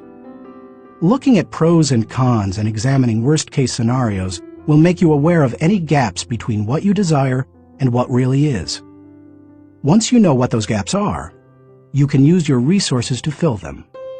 After all, that's what resources are for. Super Bowl, Superdome, Super Security. Our country received lessons in realistic thinking following the tragedy of September 11, 2001. The destruction of the World Trade Center buildings in New York City far surpassed any worst-case scenarios that anyone might have envisioned. In the wake of that event, we now find that we don't have the luxury of avoiding or neglecting realistic thinking. I was reminded of that on Sunday, February 3, 2002. When I attended the Super Bowl in New Orleans, Louisiana. I had been to the big game twice before to root for the home team, first San Diego and later Atlanta, and had seen both teams lose. But I had never been to a game like this. The occasion had been designated a national security special event. That meant that the U.S. Secret Service would be overseeing it. Military personnel would work with local law enforcement, and security would be of the highest caliber. The Secret Service brought in several hundred agents and secured the area. In preparation for the game, access to the Superdome was highly restricted, with intensified screening. Officials blocked off roads, closed the nearby interstate, and designated the area a no-fly zone. We arrived early at the Dome. Officials suggested fans arrive up to 5 hours ahead of game time, and we immediately saw evidence of the precautionary measures. 8-foot fences surrounded the whole area, and concrete barriers prevented unauthorized vehicles from getting close to the building. We could see sharpshooters positioned at various locations, including on the roof of some adjacent buildings. When we reached a gate, police officers and security personnel patted us down and examined everyone's belongings. After that, they directed us to go through metal detectors. Only then did they allow us into the stadium. That's all well and good, you may be saying, but what would have happened had there been a terrorist attack? The Secret Service had that covered too, because they had prepared for the worst-case scenario. Evacuation plans had been put into place, and personnel at the Superdome had been drilled to make sure everyone knew what to do in case of an emergency. New Orleans Mayor Mark Morial said the day before the Super Bowl, "We want to send a message to all visitors that New Orleans is going to be the safest place in America." We got the message. We didn't feel the least bit worried. That's what happens when leaders recognize the importance of realistic thinking. Thinking question. Am I building a solid mental foundation on facts so that I can think with certainty? Chapter 5. Utilize strategic thinking. Most people spend more time planning their summer vacation than planning their lives. Source unknown. When you hear the words strategic thinking, what comes to mind? Do visions of business plans dance in your head? Do you conjure up marketing plans, the kind that can turn a company around? Perhaps you contemplate global politics, or you recall some of history's greatest military campaigns. Hannibal crossing the Alps to surprise the Roman army, Charlemagne's conquest of Western Europe, or the Allies' D-Day invasion of Normandy. Perhaps, but strategy doesn't have to be restricted to military action, or even to business. Strategic thinking can make a positive impact on any area of life. Plan your life, live your plan. I've observed that most people try to plan their lives one day at a time. They wake up, make up their to-do list, and dive into action. Although some people aren't even that strategic. Fewer individuals plan their lives 1 week at a time. They review their calendar for the week, check their appointments, review their goals, and then get to work. They generally outachieve most of their daily planning colleagues. I try to take planning one step further. At the beginning of every month, I spend half a day working on my calendar for the next 40 days. 40 days works for me rather than just 30. That way, I get a jump on the next month and don't get surprised. I begin by reviewing my travel schedule and planning activities with my family. Then I review what projects, lessons, and other objectives I want to accomplish during those 5 to 6 weeks. Then I start blocking out days and times for thinking, writing, working, meeting with people, etc. I set times to do fun things, such as seeing a show, watching a ball game, or playing golf.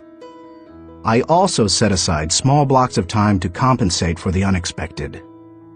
By the time I'm done, I can tell you nearly everything I'll be doing almost hour by hour during the coming weeks. This strategy is one of the reasons I have been able to accomplish much. Why you should release the power of strategic thinking. Strategic thinking helps me to plan, to become more efficient, to maximize my strengths, and to find the most direct path toward achieving any objective. The benefits of strategic thinking are numerous. Here are a few of the reasons you should adopt it as one of your thinking tools. 1. Strategic thinking simplifies the difficult. Strategic thinking is really nothing more than planning on steroids. Spanish novelist Miguel de Cervantes said, "The man who is prepared has his battle half fought." Strategic thinking takes complex issues and long-term objectives, which can be very difficult to address, and breaks them down into manageable sizes. Anything becomes simpler when it has a plan. Strategic thinking can also help you simplify the management of everyday life. I do that by using systems, which are nothing more than good strategies repeated. I am well known among pastors and other speakers for my filing system. Writing a lesson or speech can be difficult, but because I use my system to file quotes, stories, and articles, when I need something to flesh out or illustrate a point, I simply go to one of my 1,200 files and find a good piece of material that works. Just about any difficult task can be made simpler with strategic thinking. 2. Strategic thinking prompts you to ask the right questions. Do you want to break down complex or difficult issues? Then ask questions. Strategic thinking forces you through this process. Take a look at the following questions developed by my friend Bob Beal, the author of Master Planning. Direction. What should we do next? Why? Organization. Who is responsible for what? Who is responsible for whom? Do we have the right people in the right places? Cash. What is our projected income, expense, net? Can we afford it? How can we afford it? Tracking. Are we on target? Overall evaluation. Are we achieving the quality we expect and demand of ourselves? Refinement. How can we be more effective and more efficient, move toward the ideal? These may not be the only questions you need to ask to begin formulating a strategic plan, but they are certainly a good start. 3. Strategic thinking prompts customization. General George S. Patton observed, "Successful generals make plans to fit circumstances, but do not try to create circumstances to fit plans." All good strategic thinkers are precise in their thinking. They try to match the strategy to the problem, because strategy isn't a one-size-fits-all proposition. Sloppy or generalized thinking is an enemy of achievement. The intention to customize in strategic thinking forces a person to go beyond vague ideas and engage in specific ways to go after a task or problem. It sharpens the mind. 4. Strategic thinking prepares you today for an uncertain tomorrow. Strategic thinking is the bridge that links where you are to where you want to be. It gives direction and credibility today and increases your potential for success tomorrow. It is, as Mary Webb suggests, like saddling your dreams before you ride them. 5. Strategic thinking reduces the margin of error. Anytime you shoot from the hip or go into a totally reactive mode, you increase your margin for error.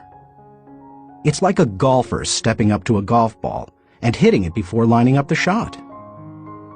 Misaligning a shot by just a few degrees can send the ball 100 yards off target. Strategic thinking, however, greatly reduces that margin for error. It lines up your actions with your objectives, just as lining up a shot in golf helps you to put the ball closer to the pin. The better aligned you are with your target, the better the odds that you will be going in the right direction. 6. Strategic thinking gives you influence with others. One executive confided in another, "Our company has a short-range plan and a long-range plan. Our short-range plan is to stay afloat long enough to make it to our long-range plan." That's hardly a strategy, yet that's the position where some business leaders put themselves. There's more than one problem with neglecting strategic thinking in that way. Not only does it fail to build the business, but it also loses the respect of everyone involved with the business. The one with the plan is the one with the power. It doesn't matter in what kind of activity you're involved. Employees want to follow the business leader with a good business plan. Volunteers want to join the pastor with a good ministry plan. Children want to be with the adult who has the well-thought-out vacation plan. If you practice strategic thinking, others will listen to you, and they will want to follow you. If you possess a position of leadership in an organization, strategic thinking is essential. How to release the power of strategic thinking. To become a better strategic thinker, able to formulate and implement plans that will achieve the desired objective, take the following guidelines to heart. 1. Break down the issue. The first step in strategic thinking is to break down an issue into smaller, more manageable parts, so that you can focus on them more effectively. How you do it is not as important as just doing it. You might break an issue down by function. That's what automotive innovator Henry Ford did when he created the assembly line.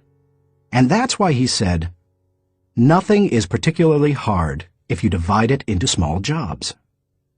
How you break down an issue is up to you, whether it's by function, timetable, responsibility, purpose, or some other method. The point is that you need to break it down. Only one person in a million can juggle the whole thing in his head and think strategically to create solid, viable plans. 2. Ask why before how. When most people begin using strategic thinking to solve a problem or plan a way to meet an objective, they often make the mistake of jumping the gun and trying immediately to figure out how to accomplish it. Instead of asking how, they should first ask why. If you jump right into problem-solving mode, how are you going to know all the issues? Eugene G. Grace says, "Thousands of engineers can design bridges, calculate strains and stresses, and draw up specifications for machines. But the great engineer is the man who can tell whether the bridge or the machine should be built at all, where it should be built, and when." Asking why helps you to think about all the reasons for decisions. It helps you to open your mind to possibilities and opportunities. The size of an opportunity often determines the level of resources and effort that you must invest. Big opportunities allow for big decisions. If you jump to how too quickly, you might miss that. 3. Identify the real issues and objectives. William Feather, author of The Business of Life, said, "Before it can be solved, a problem must be clearly defined. Too many people rush to solutions, and as a result, they end up solving the wrong problem. To avoid that, ask probing questions to expose the real issues. Challenge all of your assumptions. Collect information even after you think you've identified the issue. You may still have to act with incomplete data, but you don't want to jump to a conclusion before you gather enough information to begin identifying the real issue. Begin by asking, what else could be the real issue? You should also remove any personal agenda. More than almost anything else, that can cloud your judgment. Discovering your real situation and objectives is a major part of the battle. Once the real issues are identified, the solutions are often simple. 4. Review your resources. I already mentioned how important it is to be aware of your resources, but it bears repeating.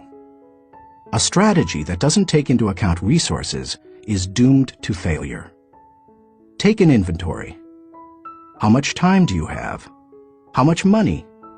What kinds of materials, supplies, or inventory do you have? What are your other assets?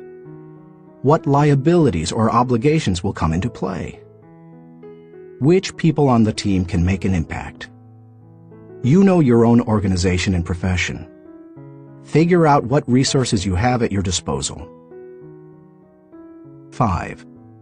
Develop your plan. How you approach the planning process depends greatly on your profession and the size of the challenge that you're planning to tackle, so it's difficult to recommend many specifics. However, no matter how you go about planning, take this advice. Start with the obvious.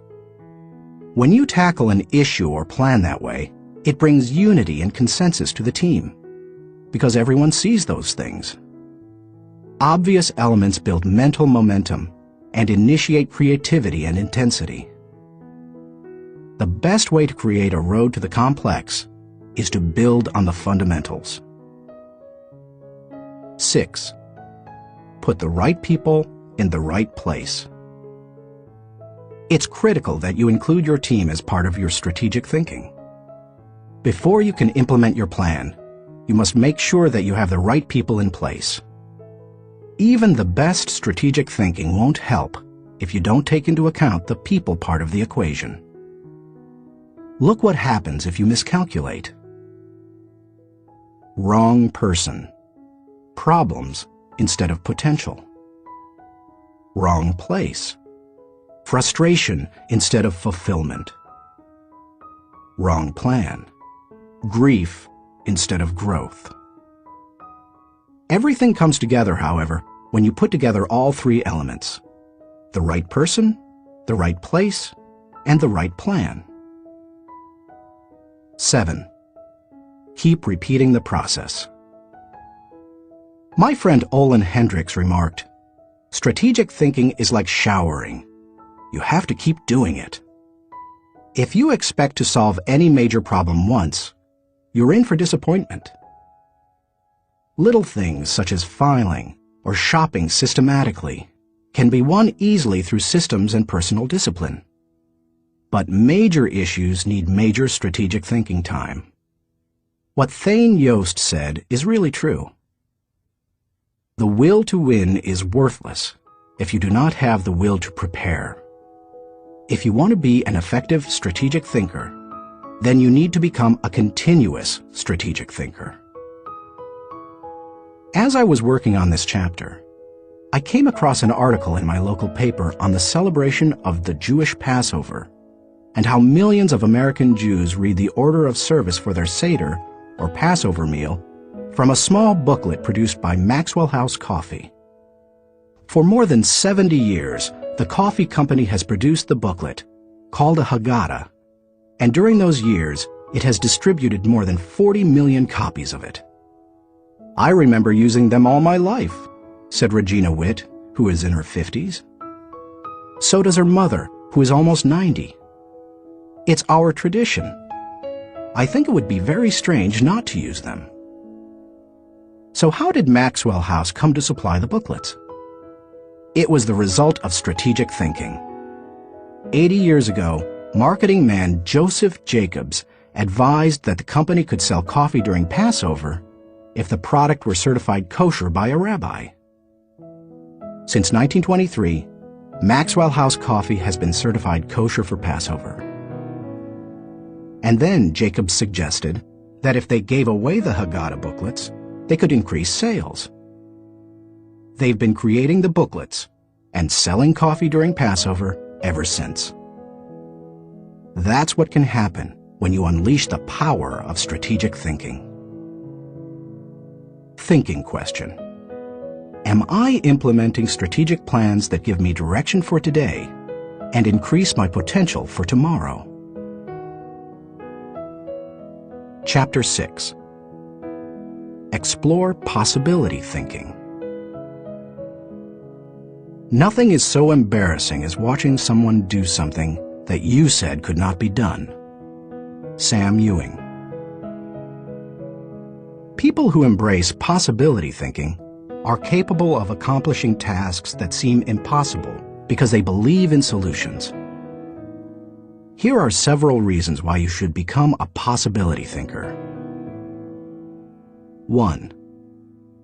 Possibility thinking increases your possibilities. When you believe you can do something difficult, and you succeed, many doors open for you. When George Lucas succeeded in making Star Wars, despite those who said the special effects he wanted hadn't ever been done, and couldn't be done, many other possibilities opened up to him. Industrial Light and Magic, the company he created to produce those impossible special effects, became a source of revenue to help underwrite his other projects. He was able to produce merchandising tie-ins to his movies, thus bringing in another revenue stream to fund his movie making. But his confidence in doing the difficult has also made a huge impact on other movie makers and a whole new generation of moviegoers. Popular culture writer Chris Salewicz asserts, at first, directly through his own work, and then via the unparalleled influence of ILM, Industrial Light and Magic, George Lucas has dictated for 2 decades the essential broad notion of what is cinema. If you open yourself up to possibility thinking, you open yourself up to many other possibilities. 2. Possibility thinking draws opportunities and people to you. The case of George Lucas helps you to see how being a possibility thinker can create new opportunities and attract people. People who think big attract big people to them. If you want to achieve big things, you need to become a possibility thinker. 3. Possibility thinking increases others' possibilities. Big thinkers who make things happen also create possibilities for others. That happens in part because it's contagious. You can't help but become more confident and think bigger when you're around possibility thinkers. 4. Possibility thinking allows you to dream big dreams. No matter what your profession, possibility thinking can help you to broaden your horizons and dream bigger dreams. Professor David J. Schwartz believes big thinkers are specialists in creating positive, forward-looking, optimistic pictures in their own minds and in the minds of others. If you embrace possibility thinking, your dreams will go from molehill to mountain size. And because you believe in possibilities, you put yourself in position to achieve them. 5. Possibility thinking makes it possible to rise above average. During the 1970s, when oil prices went through the roof, automobile makers were ordered to make their cars more fuel efficient. One manufacturer asked a group of senior engineers to drastically reduce the weight of cars they were designing. They worked on the problem and searched for solutions, but they finally concluded that making lighter cars couldn't be done, would be too expensive, and would present too many safety concerns. They couldn't get out of the rut of their average thinking. What was the automaker's solution?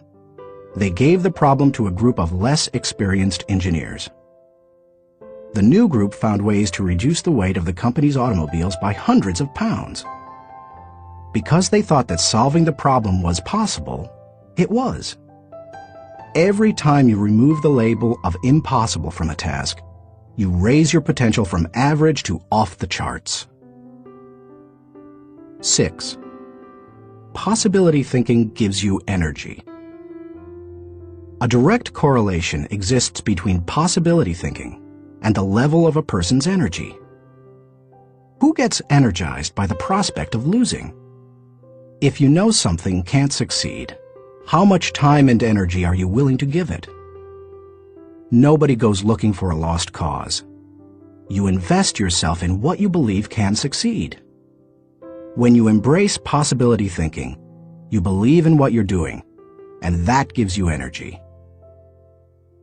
7. Possibility thinking keeps you from giving up. Above all, possibility thinkers believe they can succeed. Dennis Waitley, author of The Psychology of Winning, says, "The winners in life think constantly in terms of I can, I will, and I am. Losers, on the other hand, concentrate their waking thoughts on what they should have done, or what they don't do.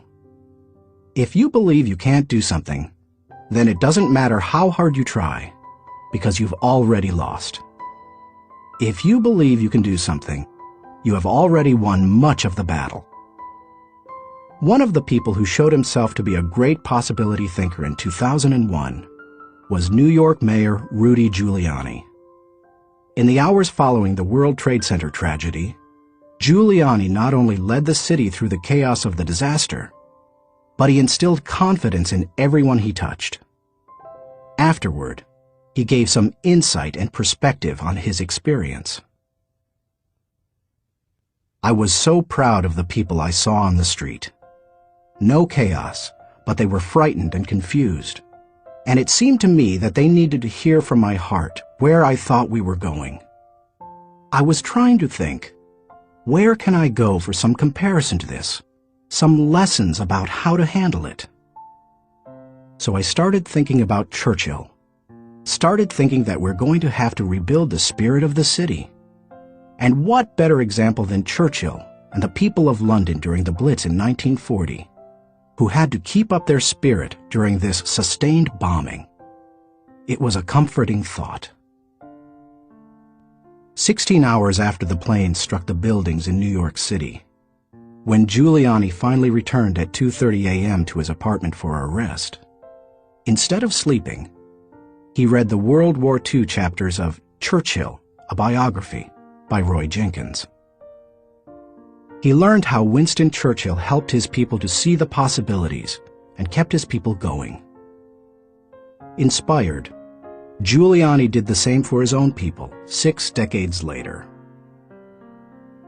How to feel the energy of possibility thinking. If you are a naturally positive person who already embraces possibility thinking, then you're already tracking with me. However, some people, rather than being optimistic, are naturally negative or cynical. They believe that possibility thinkers are naive or foolish. If your thinking runs toward pessimism, let me ask you a question. How many highly successful people do you know who are continually negative? How many impossibility thinkers are you acquainted with who achieve big things? None. People with an "it can't be done" mindset have two choices. They can expect the worst and continually experience it, or they can change their thinking. That's what George Lucas did. Believe it or not, even though he is a possibility thinker, he is not a naturally positive person. He says, "I'm very cynical, and as a result, I think the defense I have against it is to be optimistic." In other words, he chooses to think positively. He sums it up this way. As corny as it sounds, the power of positive thinking goes a long way. So determination and positive thinking combined with talent, combined with knowing your craft, that may sound like a naive point of view, but at the same time, it's worked for me, and it's worked for all my friends. So I have come to believe it. If you want possibility thinking to work for you, then begin by following these suggestions. 1. Stop focusing on the impossibilities. The first step in becoming a possibility thinker is to stop yourself from searching for and dwelling on what's wrong with any given situation.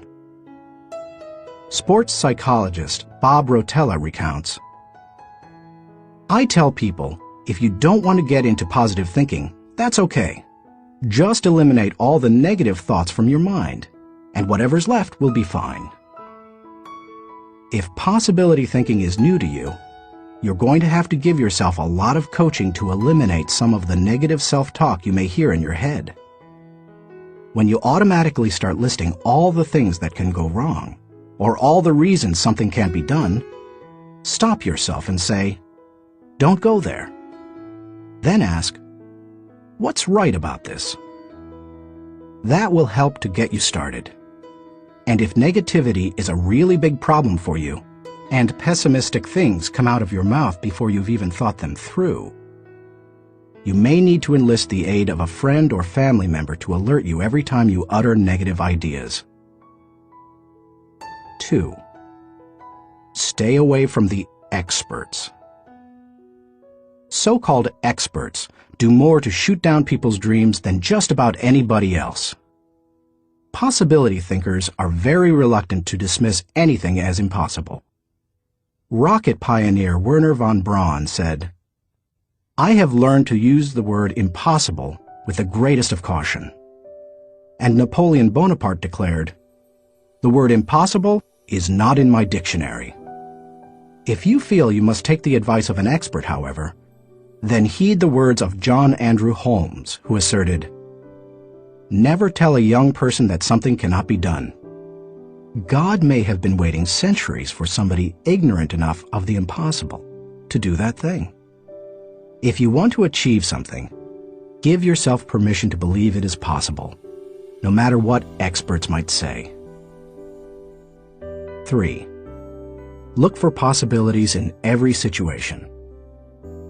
Becoming a possibility thinker is more than just refusing to let yourself be negative. It's something more. It's looking for positive possibilities despite the circumstances. I recently heard Don Soderquist, former president of Walmart, tell a wonderful story that illustrates how a person can find positive possibilities in any situation. Soderquist had gone with Sam Walton to Huntsville, Alabama, to open several new stores. While there, Walton suggested they visit the competition. Here's what Soderquist said happened.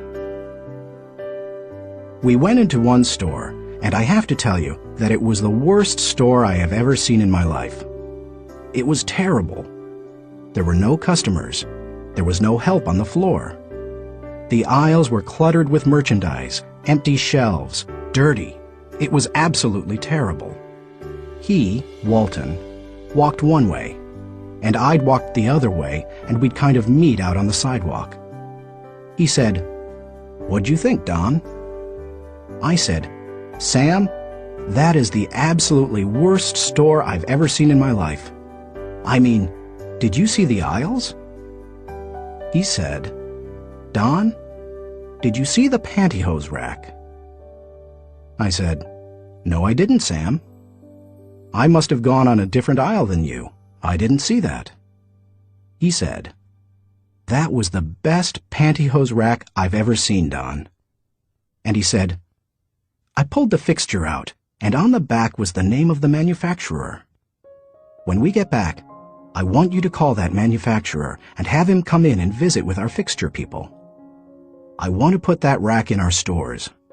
It's absolutely the best I've ever seen." And he said next, "Did you see the ethnic cosmetics?" I said, "Sam, that must have been right next to the pantyhose rack, because I absolutely missed that." He said, "Don, do you realize that in our stores we have 4 feet of ethnic cosmetics? These people had 12 feet of it. We are absolutely missing the boat. I wrote down the distributor of some of those products. When we get back, I want you to get a hold of our cosmetic buyer and get these people in. We absolutely need to expand our ethnic cosmetics." Now, Sam Walton didn't hit me on the head and say, "Don, now what lesson did you learn from this?" He had already hit me on the head by looking for the good, looking how to improve, striving for excellence. It's so easy to go and look at what other people do badly. But one of the leadership characteristics of vision that he showed me, and I'll never forget it, is look for the good in what other people are doing and apply it. It doesn't take a genius IQ or 20 years of experience to find the possibility in every situation. All it takes is the right attitude, and anybody can cultivate that. 4. Dream one size bigger. One of the best ways to cultivate a possibility mindset is to prompt yourself to dream one size bigger than you normally do. Let's face it, most people dream too small. They don't think big enough. Henry Curtis advises, "Make your plans as fantastic as you like, because 25 years from now, they will seem mediocre. Make your plans 10 times as great as you first planned, and 25 years from now, you will wonder why you did not make them 50 times as great." If you push yourself to dream more expansively, to imagine your organization one size bigger, to make your goals at least a step beyond what makes you comfortable, you will be forced to grow. And it will set you up to believe in greater possibilities. 5. Question the status quo. Most people want their lives to keep improving, yet they value peace and stability at the same time. People often forget that you can't improve and still stay the same. Growth means change. Change requires challenging the status quo. If you want greater possibilities, you can't settle for what you have now. When you become a possibility thinker, you will face many people who will want you to give up your dreams and embrace the status quo. Achievers refuse to accept the status quo. As you begin to explore greater possibilities for yourself, your organization, or your family, and others challenge you for it, take comfort in knowing that right now as you read this, other possibility thinkers across the country and around the world are thinking about curing cancer, developing new energy sources, feeding hungry people, and improving quality of life. They are challenging the status quo against the odds, and you should too. 6. Find inspiration from great achievers. You can learn a lot about possibility thinking by studying great achievers. I mentioned George Lucas in this chapter. Perhaps he doesn't appeal to you, or you don't like the movie industry. Personally, I'm not a big science fiction fan, but I admire Lucas as a thinker, creative visionary, and business person. Find some achievers you admire and study them. Look for people with the attitude of Robert F. Kennedy, who popularized George Bernard Shaw's stirring statement. Some men see things as they are and say, "Why?" I dream of things that never were and say, "Why not?" I know possibility thinking isn't in style with many people. So call it what you like. The will to succeed, belief in yourself, confidence in your ability, faith. It's really true. People who believe that they can't, don't. But if you believe you can, you can. That's the power of possibility thinking. Thinking question. Am I unleashing the enthusiasm of possibility thinking to find solutions for even seemingly impossible situations? Chapter 7. Learn from reflective thinking. To doubt everything, or to believe everything, are two equally convenient solutions. Both dispense with the necessity of reflection. Jules-Henri Poincaré. The pace of our society does not encourage reflective thinking. Most people would rather act than think. Now, don't get me wrong. I'm a person of action. I have very high energy, and I like to see things accomplished. But I'm also a reflective thinker. Reflective thinking is like the crock pot of the mind. It encourages your thoughts to simmer until they're done. As I go through this process, my goal is to reflect so that I might learn from my successes and mistakes, discover what I should try to repeat, and determine what I should change. It is always a valuable exercise. By mentally visiting past situations, you can think with greater understanding. 1. Reflective thinking gives you true perspective. When our children were young and still lived at home, we used to take them on wonderful vacations every year. When we got home, they always knew that I was going to ask them two questions. What did you like best, and what did you learn? It didn't matter whether we went to Walt Disney World or Washington, D.C. I always asked those questions. Why? Because I wanted them to reflect on their experiences. Children don't naturally grasp the value or cost of an experience unless prompted. They take things for granted. I wanted my children to appreciate our trips and to learn from them. When you reflect, you are able to put an experience into perspective.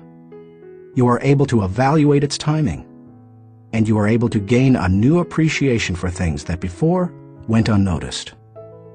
Most people are able to recognize the sacrifices of their parents or other people only when they become parents themselves. That's the kind of perspective that comes with reflection. 2. Reflective thinking gives emotional integrity to your thought life. Few people have good perspective in the heat of an emotional moment. Most individuals who enjoy the thrill of an experience try to go back and recapture it without first trying to evaluate it. It's one of the reasons our culture produces so many thrill seekers. Likewise, those who survive a traumatic experience usually avoid similar situations at all costs, which sometimes ties them into emotional knots. Reflective thinking enables you to distance yourself from the intense emotions of particularly good or bad experiences and see them with fresh eyes. You can see the thrills of the past in the light of emotional maturity and examine tragedies in the light of truth and logic.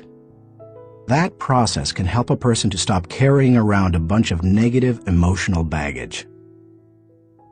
President George Washington observed, "We ought not to look back unless it is to derive useful lessons from past errors, and for the purpose of profiting by dearly bought experience." Any feeling that can stand up to the light of truth and can be sustained over time has emotional integrity and is therefore worthy of your mind and heart. 3. Reflective thinking increases your confidence in decision-making. Have you ever made a snap judgment and later wondered if you did the right thing? Everybody has. Reflective thinking can help to diffuse that doubt. It also gives you confidence for the next decision. Once you've reflected on an issue, you don't have to repeat every step of the thinking process when you're faced with it again. You've got mental road markers from having been there before. That compresses and speeds up thinking time, and it gives you confidence. And over time, it can also strengthen your intuition. 4. Reflective thinking clarifies the big picture. When you engage in reflective thinking, you can put ideas and experiences into a more accurate context. Reflective thinking encourages us to go back and spend time pondering what we have done and what we have seen. If a person who loses his job reflects on what happened, he may see a pattern of events that led to his dismissal. He will better understand what happened, why it happened, and what things were his responsibility. If he also looks at the incidents that occurred afterward, he may realize that in the larger scheme of things, he's better off in his new position because it better fits his skills and desires. Without reflection, it can be very difficult to see that big picture. 5. Reflective thinking takes a good experience and makes it a valuable experience. When you were just starting out in your career, did it seem that few people were willing to give someone without experience an opportunity? At the same time, could you see people who had been on their jobs 20 years who yet did their work poorly? If so, that probably frustrated you. Playwright William Shakespeare wrote, "Experience is a jewel, and it had need be so, for it is often purchased at an infinite rate." Yet experience alone does not add value to a life. It's not necessarily experience that is valuable. It's the insight people gain because of their experience. Reflective thinking turns experience into insight. Mark Twain said, "We should be careful to get out of an experience all the wisdom that is in it. Not like the cat that sits down on a hot stove lid. She will never sit down on a hot stove lid again, and that is well. But also, she will never sit down on a cold one anymore." An experience becomes valuable when it informs or equips us to meet new experiences. Reflective thinking helps to do that. How to embrace the lessons of reflective thinking. If you are like most people in our culture today, you probably do very little reflective thinking. If that's the case, it may be holding you back more than you think. Take to heart the following suggestions to increase your ability to think reflectively. 1. Set aside time for reflection. Greek philosopher Socrates observed, "The unexamined life is not worth living." For most people, however, reflection and self-examination doesn't come naturally. It can be a fairly uncomfortable activity for a variety of reasons. They have a hard time staying focused. They find the process dull, or they don't like spending a lot of time thinking about emotionally difficult issues. But if you don't carve out the time for it, you are unlikely to do any reflective thinking. 2. Remove yourself from distractions. As much as any other kind of thinking, reflection requires solitude.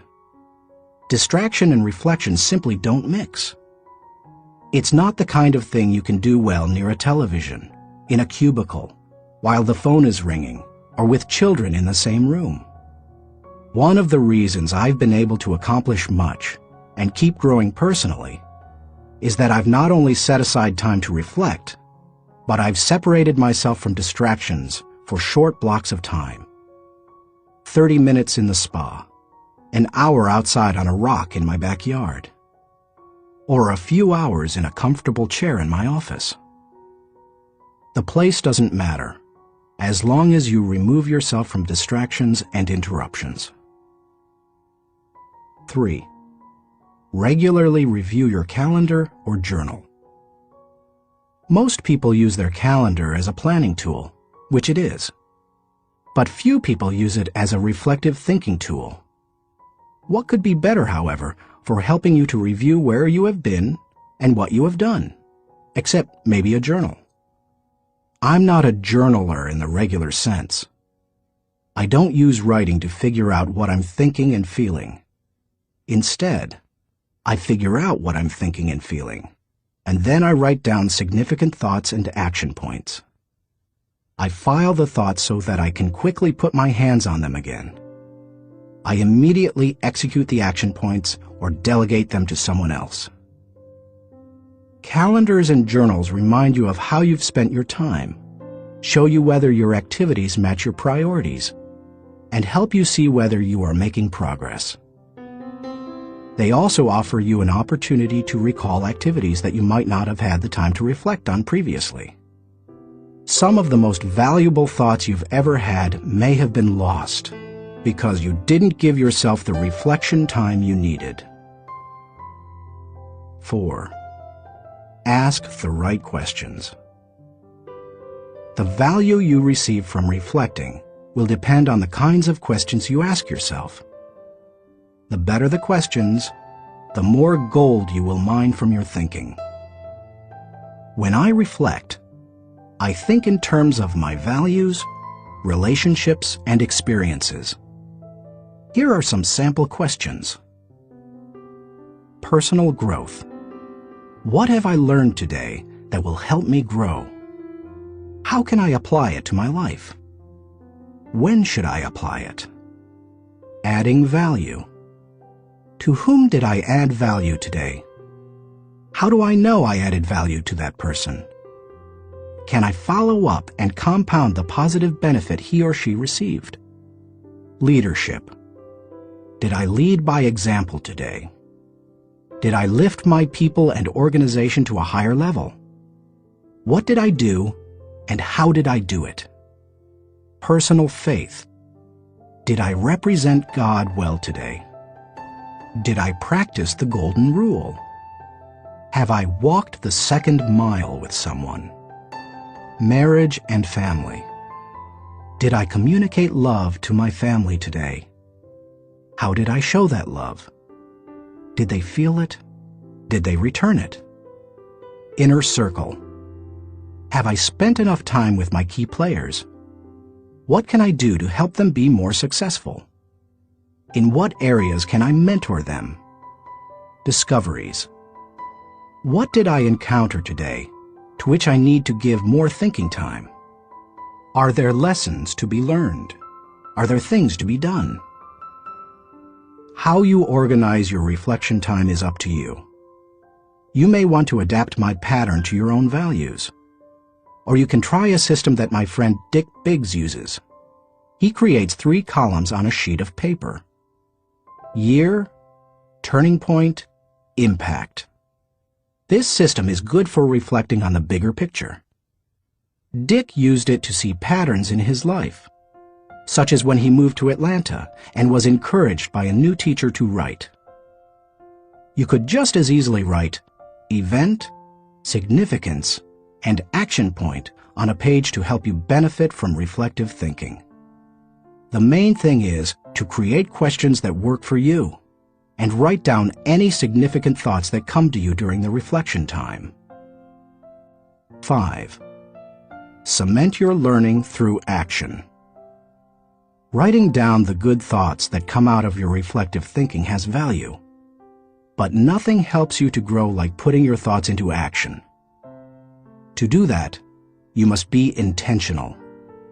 When you read a good book, for example, there are always good thoughts, quotes, or lessons that you can take away from it and use yourself. I always mark the takeaways in a book and then reread them when I'm done with the book. When I listen to a message, I record the takeaways so that I can file them for future use. When I go to a seminar, I take good notes, and I use a system of symbols to cue me to do certain things.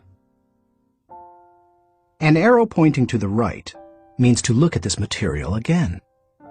An asterisk next to the marked section means to file it according to the subject noted. An open bracket means that I want to use what's marked in a lecture or book. An arrow pointing up means this idea will take off if I work at it. When most people go to a conference or seminar, they enjoy the experience, listen to the speakers, and sometimes even take notes. But nothing happens after they go home. They like many of the concepts they hear, but when they close their notebooks, they don't think about them again. When that happens, they receive little more than a temporary surge of motivation. When you go to a conference, revisit what you heard, reflect on it, and then put it into action, it can change your life. Ultimately, reflective thinking has three main values. It gives me perspective within context. It allows me to continually connect with my journey. And it provides counsel and direction concerning my future. It is an invaluable tool to my personal growth. Few things in life can help me learn and improve the way reflective thinking can. Thinking question. Am I regularly revisiting the past to gain a true perspective and think with understanding? Chapter 8. Question popular thinking. I'm not an answering machine. I'm a questioning machine. If we have all the answers, how come we're in such a mess? Douglas Cardinal. Economist John Maynard Keynes, whose ideas profoundly influenced economic theory and practices in the 20th century, asserted, "The difficulty lies not so much in developing new ideas as in escaping from the old ones." Going against popular thinking can be difficult, whether you're a business person bucking company tradition, a pastor introducing new types of music to his church, a new mother rejecting old wives' tales handed down from her parents, or a teenager ignoring currently popular styles. Many of the ideas in this book go against popular thinking. If you value popularity over good thinking, then you will severely limit your potential to learn the types of thinking encouraged by this book. Popular thinking is too average to understand the value of good thinking, too inflexible to realize the impact of changed thinking, too lazy to master the process of intentional thinking, too small to see the wisdom of big-picture thinking, too satisfied to unleash the potential of focused thinking, too traditional to discover the joy of creative thinking, too naive to recognize the importance of realistic thinking, too undisciplined to release the power of strategic thinking, too limiting to feel the energy of possibility thinking, too trendy to embrace the lessons of reflective thinking, too shallow to question the acceptance of popular thinking, too proud to encourage the participation of shared thinking, too self-absorbed to experience the satisfaction of unselfish thinking, and too uncommitted to enjoy the return of bottom-line thinking. If you want to become a good thinker, then start preparing yourself for the possibility of becoming unpopular. Why you should question the acceptance of popular thinking. I've given you some broad reasons for questioning the acceptance of popular thinking. Now, allow me to be more specific. 1. Popular thinking sometimes means not thinking. My friend Kevin Myers sums up the idea of popular thinking by saying, "The problem with popular thinking is that it doesn't require you to think at all. Good thinking is hard work. If it were easy, everybody would be a good thinker. Unfortunately, many people try to live life the easy way. They don't want to do the hard work of thinking or pay the price of success. It's easier to do what other people do and hope that they thought it out." Look at the stock market recommendations of some experts.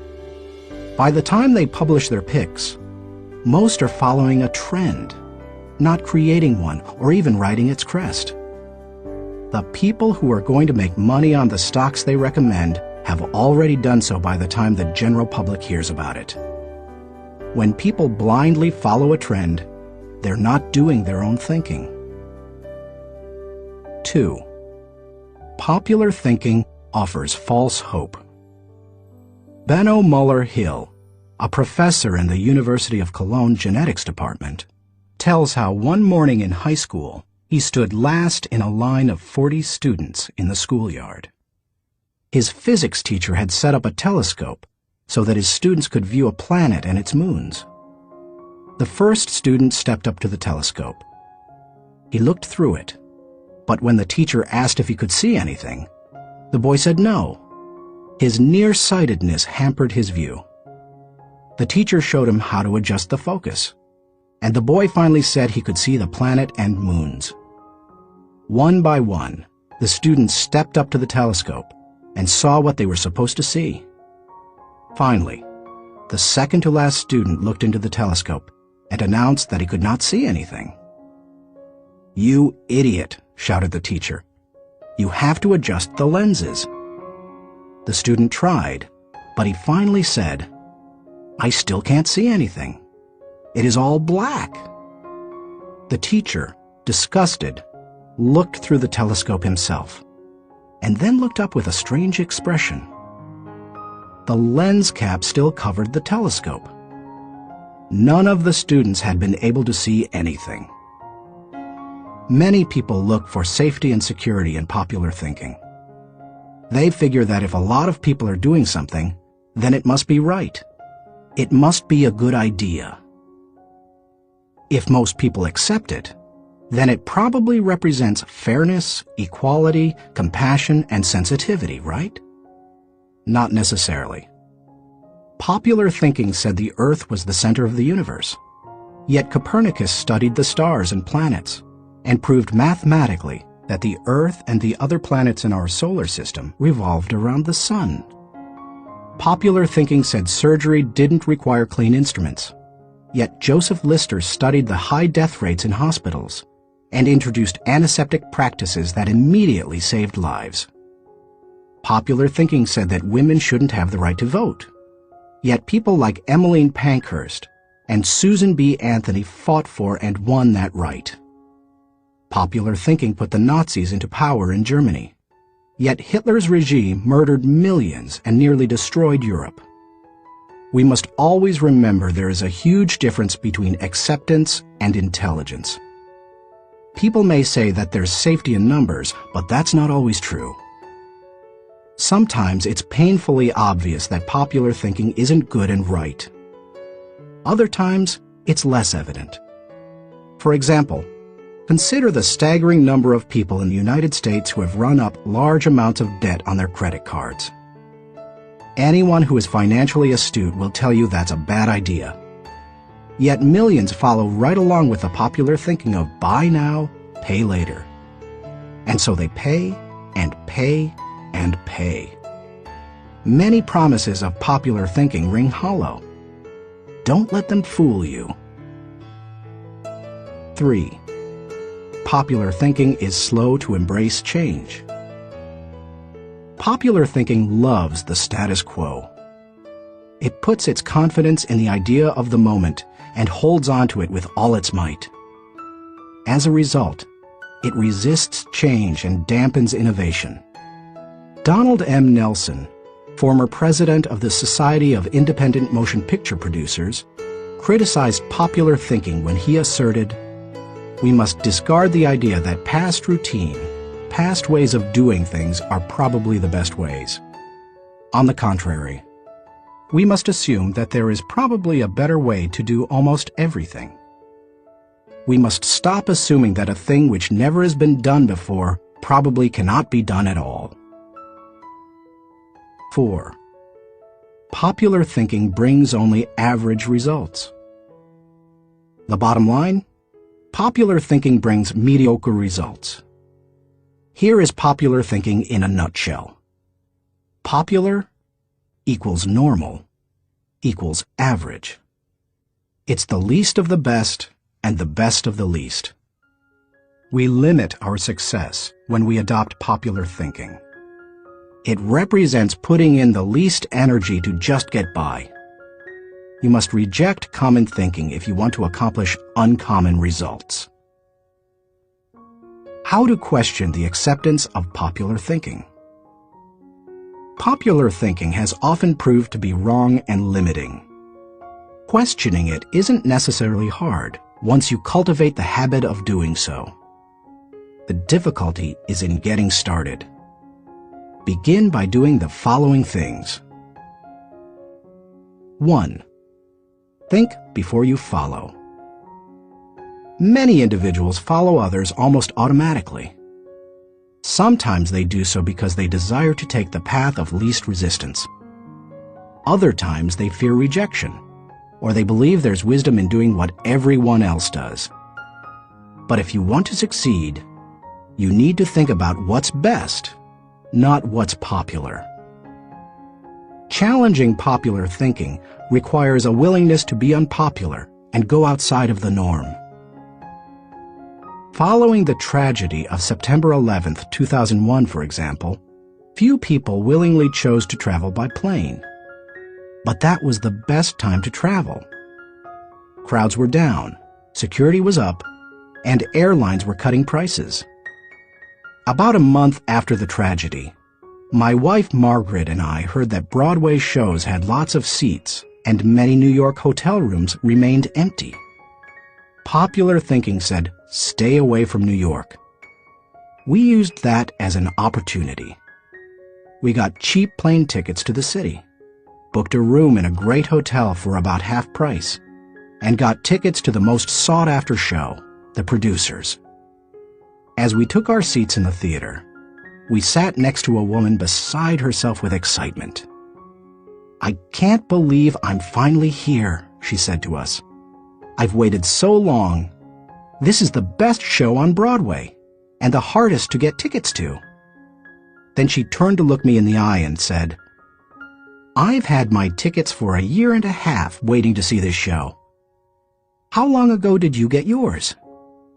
"You won't like my answer," I replied. "Oh, come on," she said. "How long?" "I got mine 5 days ago," I answered. She looked at us in horror. By the way, she was right. It's one of the best shows we've seen in a while. And we got to see it only because we were willing to go against popular thinking when everyone else was staying at home. As you begin to think against the grain of popular thinking, remind yourself that unpopular thinking, even when resulting in success, is largely underrated, unrecognized, and misunderstood. Unpopular thinking contains the seeds of vision and opportunity. Unpopular thinking is required for all progress.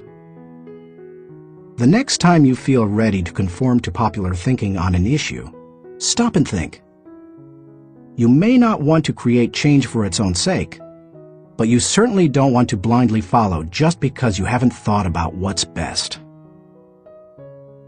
2. Appreciate thinking different from your own. One of the ways to embrace innovation and change is to learn to appreciate how others think. To do that, you must continually expose yourself to people different from yourself. My brother, Larry Maxwell, a good businessman and an innovative thinker, continually challenges popular thinking by thinking differently. He says, most of our people in sales and middle management come from businesses with products and services different from ours. That constantly exposes us to new ways of thinking. We also discourage our people from active participation in formal business and trade associations and fraternities because their thinking is quite common. They don't need to spend a lot of time thinking the way everyone else in the industry does. As you strive to challenge popular thinking, spend time with people with different backgrounds, education levels, professional experiences, personal interests, etc. You will think like the people with whom you spend the most time. If you spend time with people who think out of the box, you're more likely to challenge popular thinking and break new ground. 3.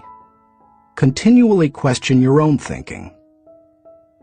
Let's face it, any time we find a way of thinking that works, one of our greatest temptations is to go back to it repeatedly, even if it no longer works well. The greatest enemy to tomorrow's success is sometimes today's success. My friend Andy Stanley recently taught a leadership lesson at Enjoy's Catalyst Conference called Challenging the Process. He described how progress must be preceded by change, and he pointed out many of the dynamics involved in questioning popular thinking. In an organization, he said, we should remember that every tradition was originally a good idea, and perhaps even revolutionary. But every tradition may not be a good idea for the future. In your organization, if you were involved in putting into place what currently exists, then it's likely that you will resist change, even change for the better. That's why it's important to challenge your own thinking. If you're too attached to your own thinking and how everything is done now, then nothing will change for the better. 4. Try new things in new ways. When was the last time you did something for the first time? Do you avoid taking risks or trying new things? One of the best ways to get out of the rut of your own thinking is to innovate. You can do that in little everyday ways. Drive to work a different way from normal. Order an unfamiliar dish at your favorite restaurant. Ask a different colleague to help you with a familiar project. Take yourself off of autopilot. Unpopular thinking asks questions and seeks options. In 1997, my 3 companies moved to Atlanta, Georgia. It's a great city, but traffic at peak times can get crazy. Immediately after moving here, I began looking for and testing alternative routes to desired destinations so that I would not be caught in traffic. From my house to the airport, for example, I have discovered and used 9 routes within 8 miles and 12 minutes from one another. Often, I am amazed to see people sitting on the freeway when they could be moving forward on an alternative route. What is the problem? Too many people have not tried new things in new ways. It is true. Most people are more satisfied with old problems than committed to finding new solutions. How you go about doing new things in new ways is not as important as making sure you do it. Besides, if you try to do new things in the same way that everyone else does, are you really going against popular thinking? Get out there and do something different today. 5. Get used to being uncomfortable. When it comes right down to it, popular thinking is comfortable. It's like an old recliner adjusted to all the owner's idiosyncrasies. The problem with most old recliners is that no one has looked at them lately. If so, they'd agree that it's time to get a new one. If you want to reject popular thinking in order to embrace achievement, you'll have to get used to being uncomfortable. If you embrace unpopular thinking, and make decisions based on what works best and what is right, rather than what is commonly accepted, know this: in your early years, you won't be as wrong as people think you are. In your later years, you won't be as right as people think you are. And all through the years, you will be better than you thought you could be. Thinking question: am I consciously rejecting the limitations of common thinking in order to accomplish uncommon results? Chapter 9. Benefit from shared thinking. None of us is as smart as all of us. Ken Blanchard. Good thinkers, especially those who are also good leaders, understand the power of shared thinking. They know that when they value the thoughts and ideas of others, they receive the compounding results of shared thinking and accomplish more than they ever could on their own. Those who participate in shared thinking understand the following. 1. Shared thinking is faster than solo thinking. We live in a truly fast-paced world. To function at its current rate of speed, we can't go it alone. I think the generation of young men and women just entering the workforce sense that very strongly. Perhaps that is why they value community so highly, and are more likely to work for a company they like than one that pays them well. Working with others is like giving yourself a shortcut. If you want to learn a new skill quickly, how do you do it? Do you go off by yourself and figure it out? Or do you get someone to show you how? You can always learn more quickly from someone with experience, whether you're trying to learn how to use a new software package, develop your golf swing, or cook a new dish. 2. Shared thinking is more innovative than solo thinking. We tend to think of great thinkers and innovators as soloists. But the truth is that the greatest innovative thinking doesn't occur in a vacuum. Innovation results from collaboration. Albert Einstein once remarked, "Many times a day, I realize how much my own outer and inner life is built upon the labors of my fellow men, both living and dead, and how earnestly I must exert myself in order to give in return as much as I have received." Shared thinking leads to greater innovation, whether you look at the work of researchers Marie and Pierre Curie, surrealists Luis Buñuel and Salvador Dali, or songwriters John Lennon and Paul McCartney. If you combine your thoughts with the thoughts of others, you will come up with thoughts you've never had. 3. Shared thinking brings more maturity than solo thinking. As much as we would like to think that we know it all, each of us is probably painfully aware of our blind spots and areas of inexperience. When I first started out as a pastor, I had dreams and energy, but little experience. To try to overcome that, I attempted to get several high-profile pastors of growing churches to share their thinking with me. In the early 1970s, I wrote letters to the 10 most successful pastors in the country, offering them what was a huge amount of money to me at the time, $100, to meet me for an hour so that I could ask them questions. When one said yes, I'd visit him. I didn't talk much, except to ask a few questions. I wasn't there to impress anyone or satisfy my ego. I was there to learn. I listened to everything he said, took careful notes, and absorbed everything I could. Those experiences changed my life. You've had experiences I haven't, and I've had experiences you haven't. Put us together, and we bring a broader range of personal history, and therefore maturity, to the table. If you don't have the experience you need, hook up with someone who does. 4. Shared thinking is stronger than solo thinking. Philosopher-poet Johann Wolfgang von Goethe said, To accept good advice is but to increase one's own ability. Two heads are better than one when they are thinking in the same direction.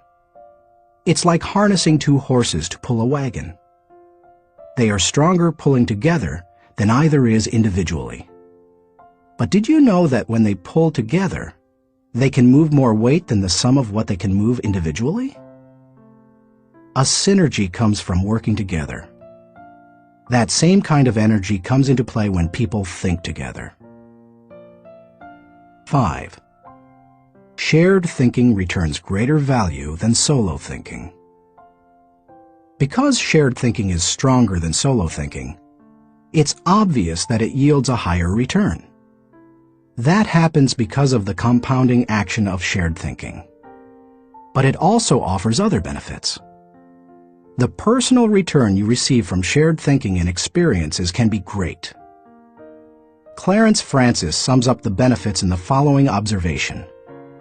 I sincerely believe that the word relationships is the key to the prospect of a decent world. It seems abundantly clear that every problem you will have, in your family, in your work, in our nation, or in this world, is essentially a matter of relationships, of interdependence. 6. Shared thinking is the only way to have great thinking. I believe that every great idea begins with 3 or 4 good ideas. And most good ideas come from shared thinking. Playwright Ben Jonson said, "He that is taught only by himself has a fool for a master." When I was in school, teachers put the emphasis on being right and on doing better than the other students, rarely on working together to come up with good answers. Yet all the answers improve when they make the best use of everyone's thinking. If we each have one thought, and together we have 2 thoughts, then we always have the potential for a great thought. How to encourage the participation of shared thinking. Some people naturally participate in shared thinking. Anytime they see a problem, they think, "Who do I know who can help with this?" Leaders tend to be that way. So do extroverts. However, you don't have to be either of those to benefit from shared thinking. Use the following steps to help you improve your ability to harness shared thinking. 1. Value the ideas of others. First, believe that the ideas of other people have value. If you don't, your hands will be tied. How do you know if you truly want input from others? Ask yourself these questions. Am I emotionally secure? People who lack confidence and worry about their status, position, or power tend to reject the ideas of others, protect their turf, and keep people at bay. It takes a secure person to consider others' ideas. Years ago, an emotionally insecure person took a key position on my board of directors. After a couple of meetings, it became obvious to the other board members that this individual would not positively contribute to the organization. I asked a seasoned leader on the board, "Why does this person always do and say things that hinder our progress?" I'll never forget his reply. Hurting people hurt people. Do I place value on people? You won't value the ideas of a person if you don't value and respect the person himself or herself. Have you ever considered your conduct around people you value versus those you don't? Look at the differences.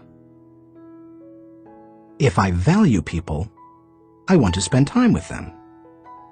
If I don't value people, I don't want to be around them. If I value people, I listen to them. If I don't value people, I neglect to listen. If I value people, I want to help them.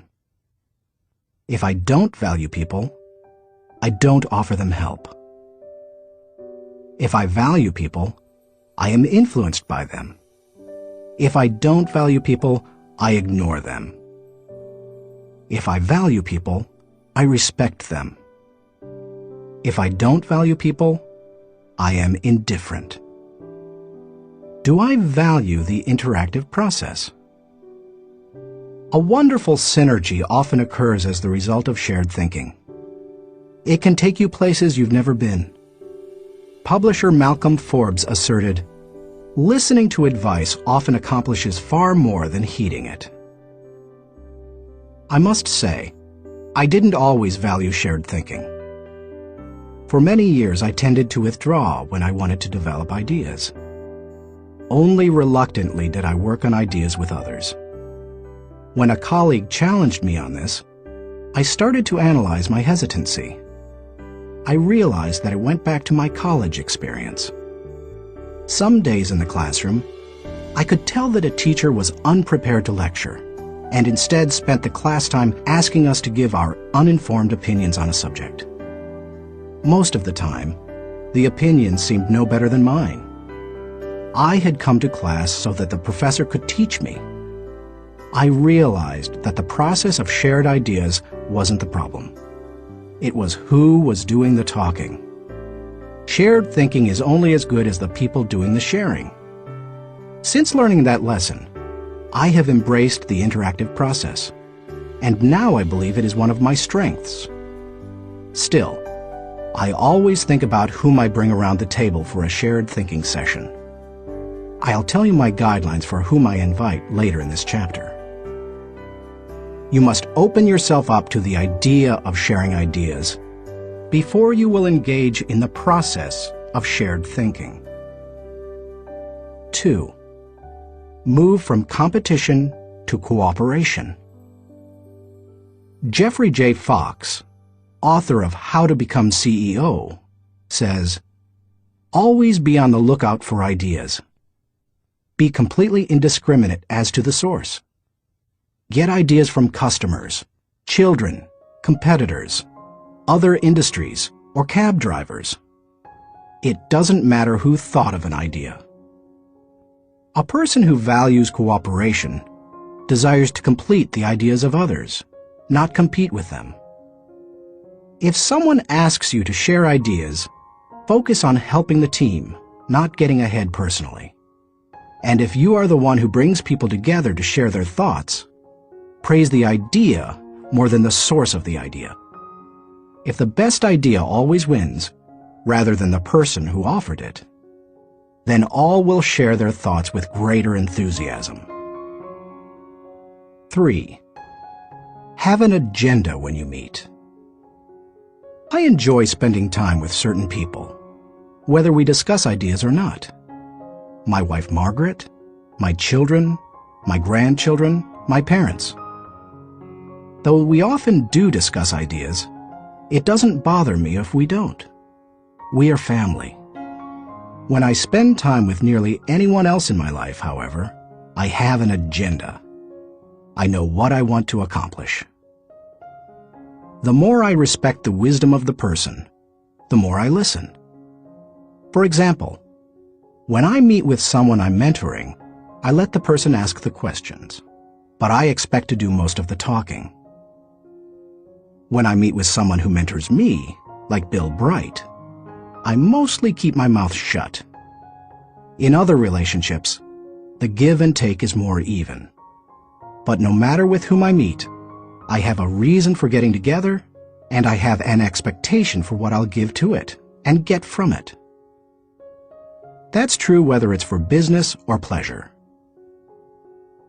4. Get the right people around the table. To get anything of value out of shared thinking, you need to have people around the table who bring something to the table. As you prepare to ask people to participate in shared thinking, use the following criteria for the selection process. Choose people whose greatest desire is the success of the ideas. People who can add value to another's thoughts. People who can emotionally handle quick changes in the conversation. People who appreciate the strengths of others in areas where they are weak. People who understand their place of value at the table.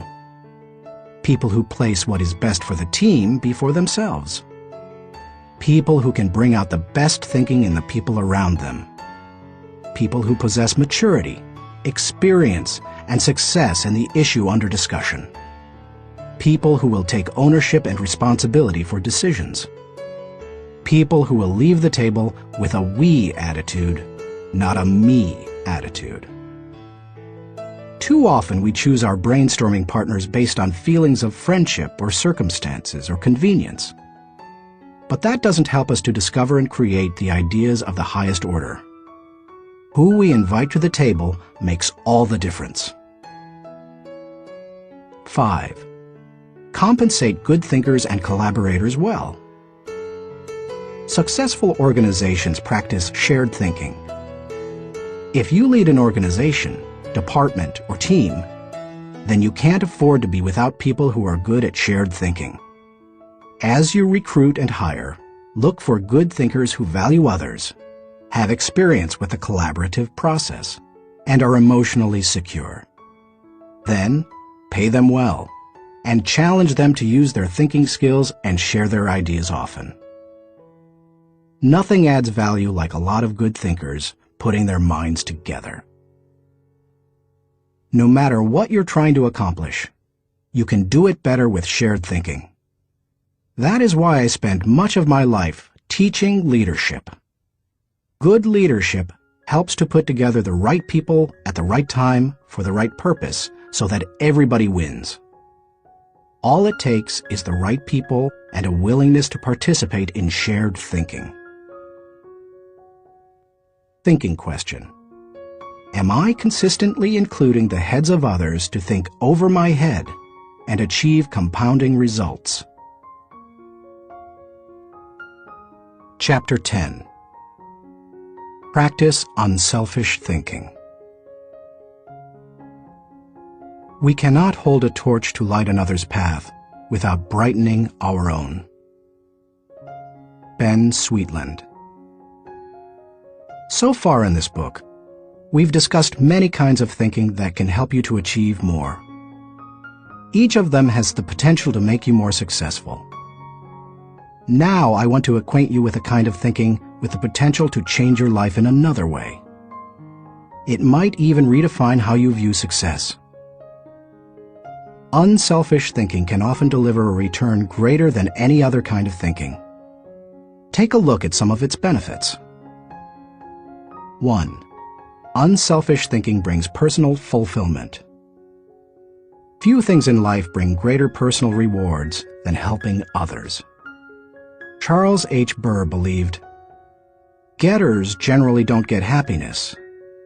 Givers get it." Helping people brings great satisfaction.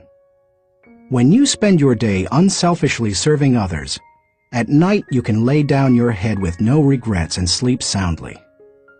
In Bringing Out the Best in People, Alan Loy McGuinness remarked, "There is no more noble occupation in the world than to assist another human being, to help someone succeed."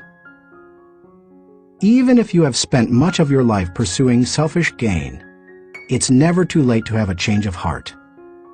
Even the most miserable person, like Charles Dickens' Scrooge, can turn his life around and make a difference for others. That's what Alfred Nobel did. When he saw his own obituary in the newspaper, his brother had died, and the editor had written about the wrong Nobel, saying that the explosives his company produced had killed many people. Nobel vowed to promote peace and acknowledge contributions to humanity. That is how the Nobel Prizes came into being. 2. Unselfish thinking adds value to others. In 1904, Bessie Anderson Stanley wrote the following definition of success in Brown Book magazine. "He has achieved success who has lived well, laughed often, and loved much, who has enjoyed the trust of pure women, the respect of intelligent men, and the love of little children, who has filled his niche and accomplished his task, who has left the world better than he found it, whether by an improved poppy, a perfect poem, or a rescued soul, who has never lacked appreciation of Earth's beauty or failed to express it, who has always looked for the best in others and given them the best he had, whose life was an inspiration, whose memory a benediction. When you get outside of yourself and make a contribution to others, you really begin to live. 3. Unselfish thinking encourages other virtues. When you see a 4-year-old, you expect to observe selfishness. But when you see it in a 40-year-old, it's not very attractive, is it? Of all the qualities a person can pursue, unselfish thinking seems to make the biggest difference toward cultivating other virtues. I think that's because the ability to give unselfishly is so difficult. It goes against the grain of human nature.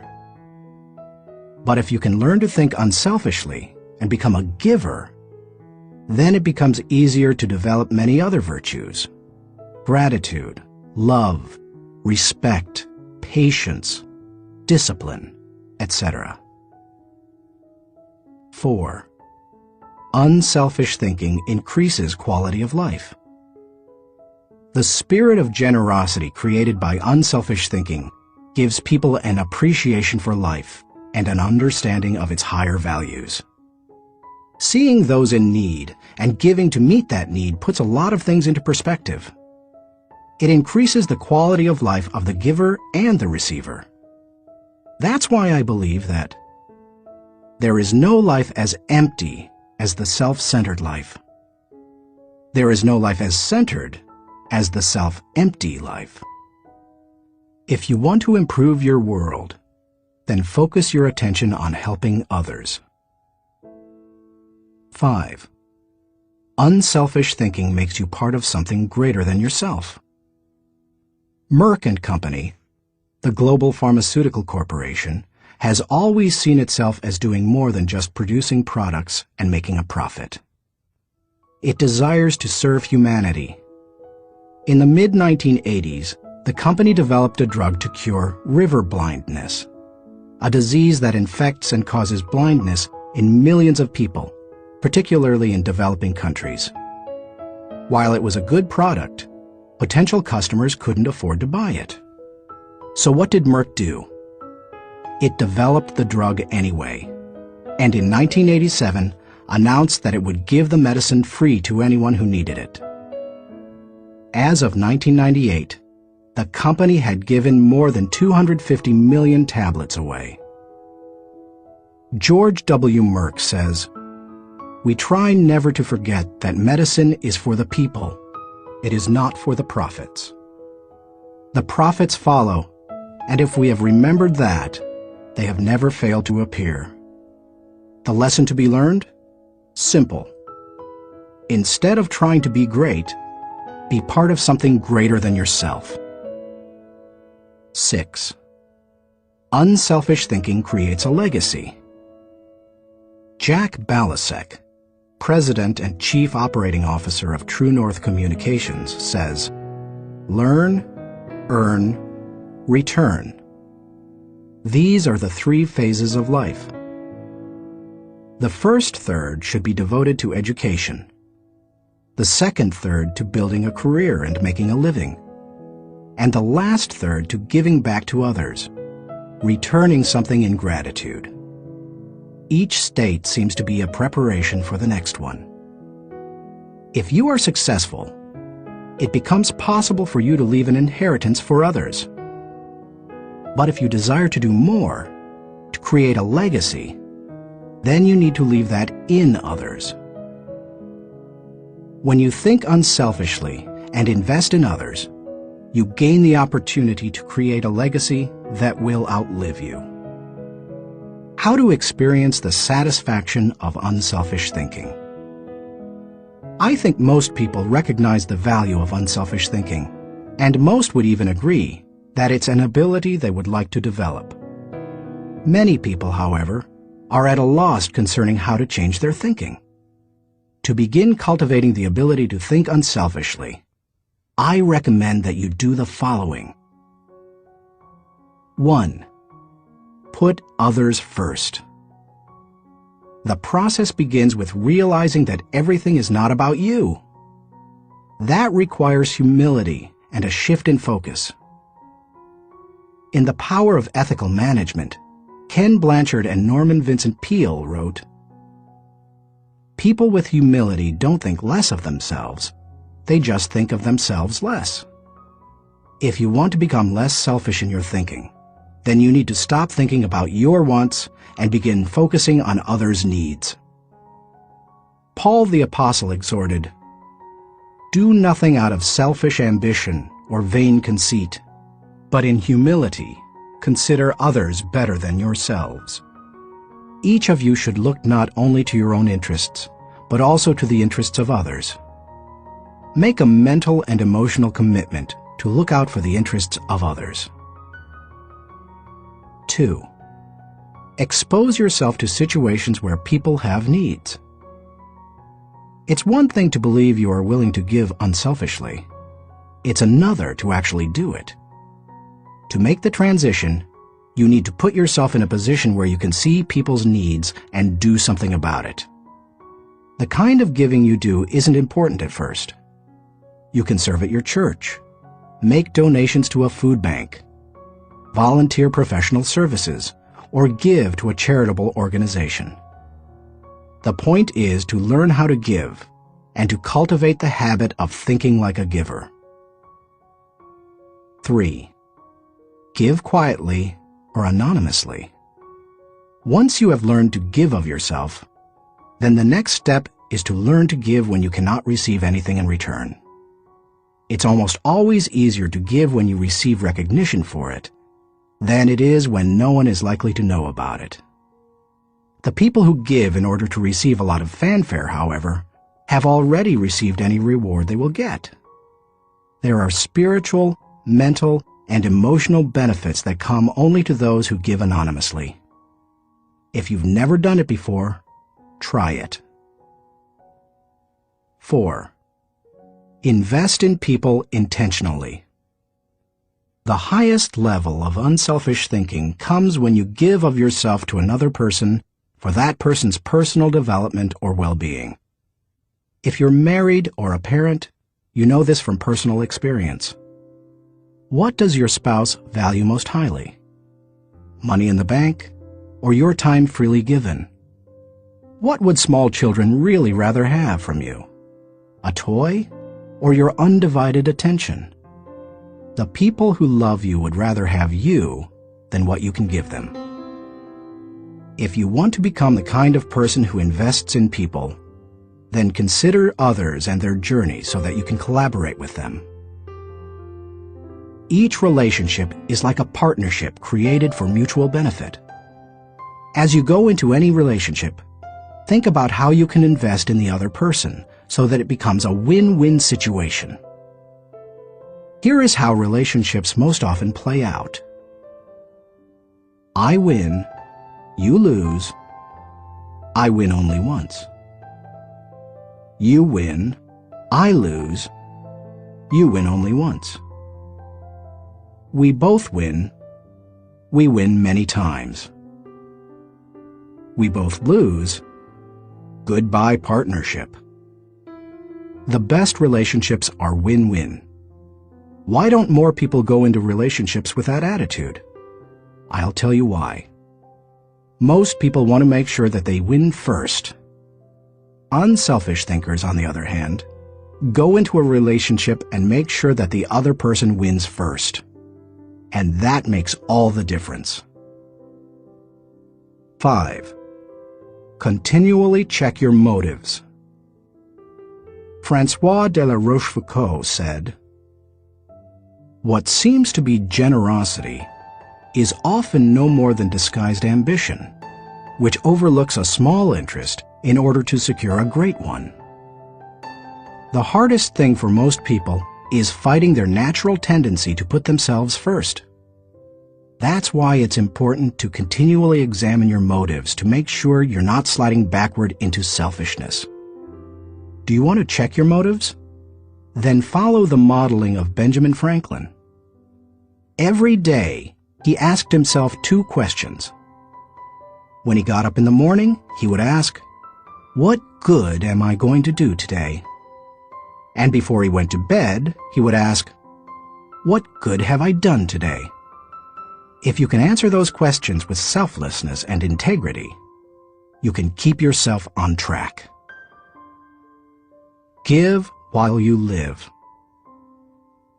In the fall of 2001, we all witnessed a demonstration of unselfish thinking unlike anything we had seen in the United States for many years.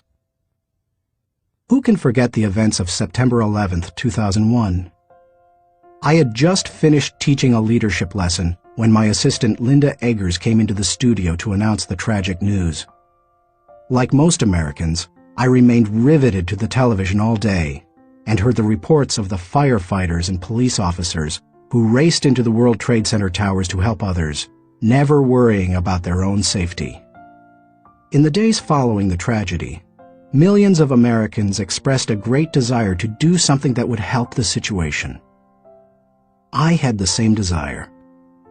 InJoy was scheduled to do a training via simulcast on September 15th, the Saturday following the tragedy. Our leadership team decided to add a 1.5-hour program titled America Prays to the end of the simulcast. In it, my friend Max Lucado wrote and read a prayer, expressing the heart's cry of millions. Franklin Graham prayed for our national leaders. Jim and Shirley Dobson gave advice to parents on how to help their children deal with the event. And Bruce Wilkinson and I asked the simulcast viewers to give financially to the people injured on September 11th. Amazingly, they gave $5.9 million, which World Vision graciously agreed to distribute to those in need. Unselfish thinking and giving turned a very dark hour into one of light and hope. Less than 2 weeks after the tragedy, I was able to travel to Ground Zero in New York City. I went to view the site of the destruction, to thank the men and women clearing away the wreckage, and to pray for them. I can't really do justice to what I saw. I've traveled to New York dozens of times. It's one of my favorite places in the world. My wife and I had been up in the towers with our children many times before and have wonderful memories of that area. To look at the place where the buildings had once stood and to see nothing but rubble, dust, and twisted metal, it's simply indescribable. What many Americans didn't realize is that for many months, people worked diligently to clean up the site. Many were New York City firefighters and other city workers. Others were volunteers. They worked around the clock, 7 days a week. And when they came across the remains of someone in the rubble, they called for silence and reverently carried them out. Since I am a clergyman, I was asked to wear a clerical collar upon entering the area. As I walked around, many workers saw the collar and asked me to pray for them. It was a humbling privilege. American educator Horace Mann said, "Be ashamed to die until you have won some victory for humanity." According to this standard, New York City's firefighters are certainly prepared for death. The service they perform is often truly heroic. You and I may never be required to lay down our lives for others as they did. But we can give to others in different ways. We can be unselfish thinkers who put others first and add value to their lives. We can work with them so that they go farther than they thought possible. Thinking question. Am I continually considering others and their journey in order to think with maximum collaboration? Chapter 11. Rely on bottom-line thinking. There ain't no rules around here. We're trying to accomplish something. Thomas Edison, inventor. How do you figure out the bottom line for your organization, business, department, team, or group? In many businesses, the bottom line is literally the bottom line. Profit determines whether you are succeeding, but dollars should not always be the primary measure of success. Would you measure the ultimate success of your family by how much money you had at the end of the month or year? And if you run a non-profit or volunteer organization, how would you know whether you were performing at your highest potential? How do you think bottom line in that situation? A non-profit's bottom line. Frances Hesselbein had to ask herself exactly that question in 1976, when she became the National Executive Director of the Girl Scouts of America. When she first got involved with the Girl Scouts, running the organization was the last thing she expected. She and her husband John were partners in Hesselbein Studios, a small family business that filmed television commercials and promotional films.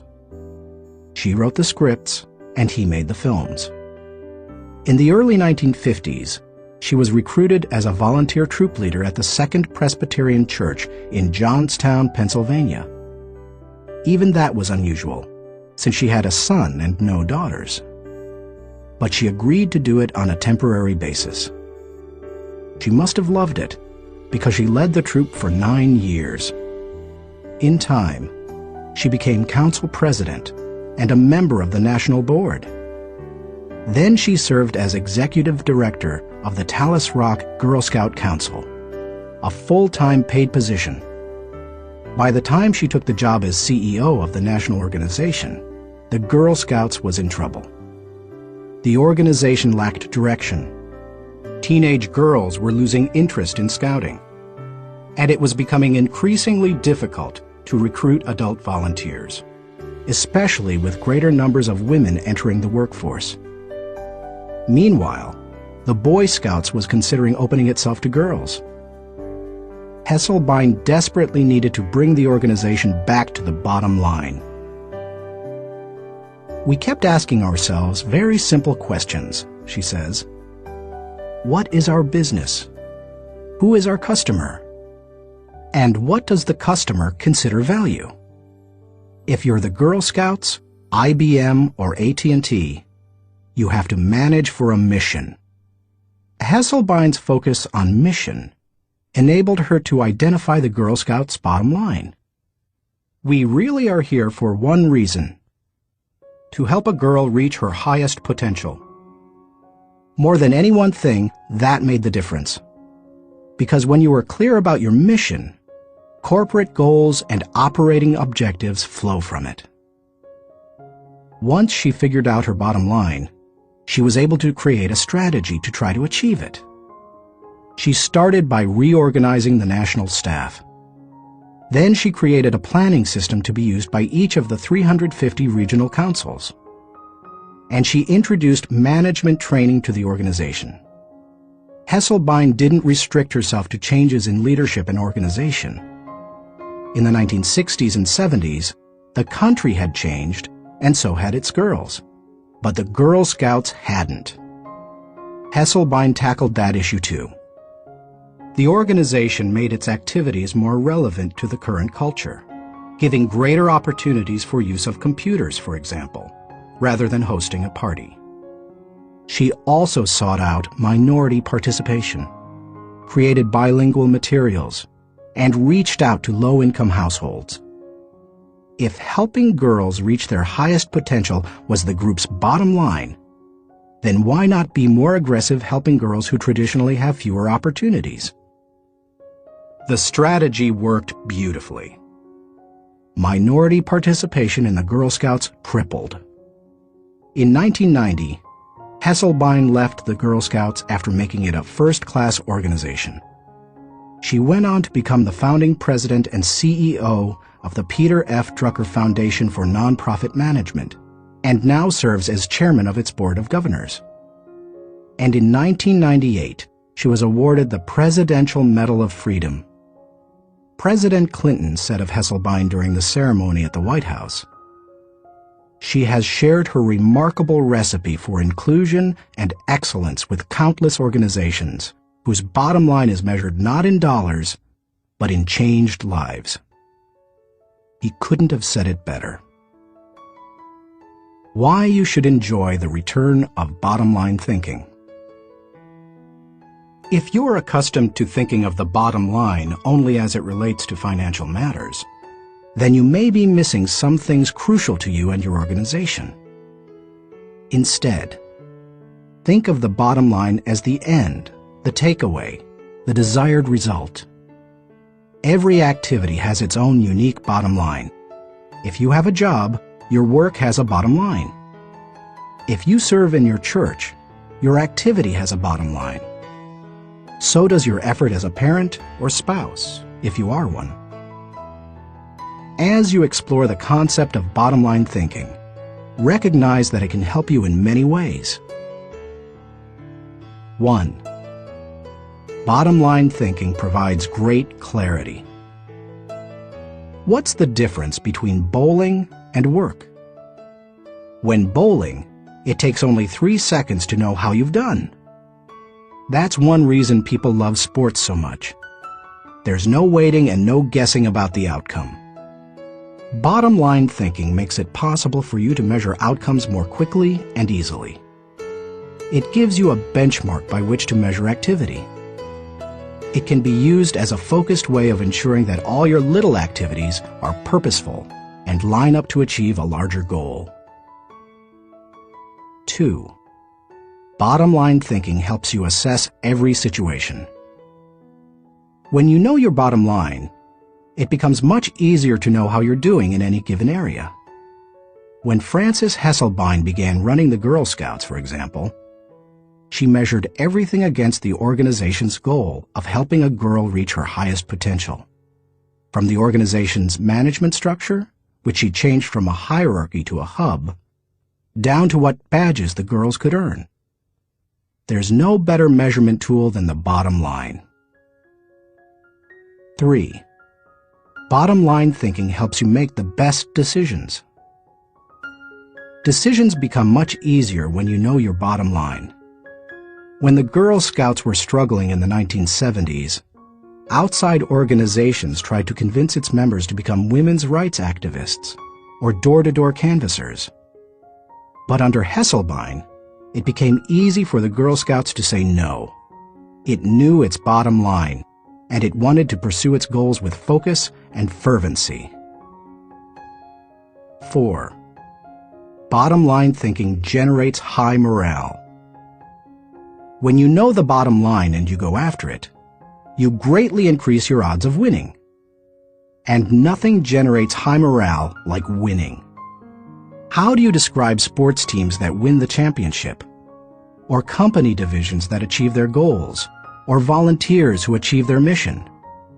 They're excited. Hitting the target feels exhilarating, and you can hit it only if you know what it is. 5. Bottom-line thinking ensures your future. If you want to be successful tomorrow, you need to think bottom line today. That's what Frances Hesselbein did, and she turned the Girl Scouts around. Look at any successful, lasting company, and you'll find leaders who know their bottom line. They make their decisions, allocate their resources, hire their people, and structure their organization to achieve that bottom line. How to enjoy the return of bottom-line thinking. It isn't hard to see the value of the bottom line. Most people would agree that bottom-line thinking has a high return. But learning how to be a bottom-line thinker can be challenging. 1. Identify the real bottom line. The process of bottom-line thinking begins with knowing what you're really going after. It can be as lofty as the big-picture vision, mission, or purpose of an organization. Or it can be as focused as what you want to accomplish on a particular project. What's important is that you be as specific as possible. If your goal is for something as vague as success, you will have a painfully difficult time trying to harness bottom-line thinking to achieve it. The first step is to set aside your wants.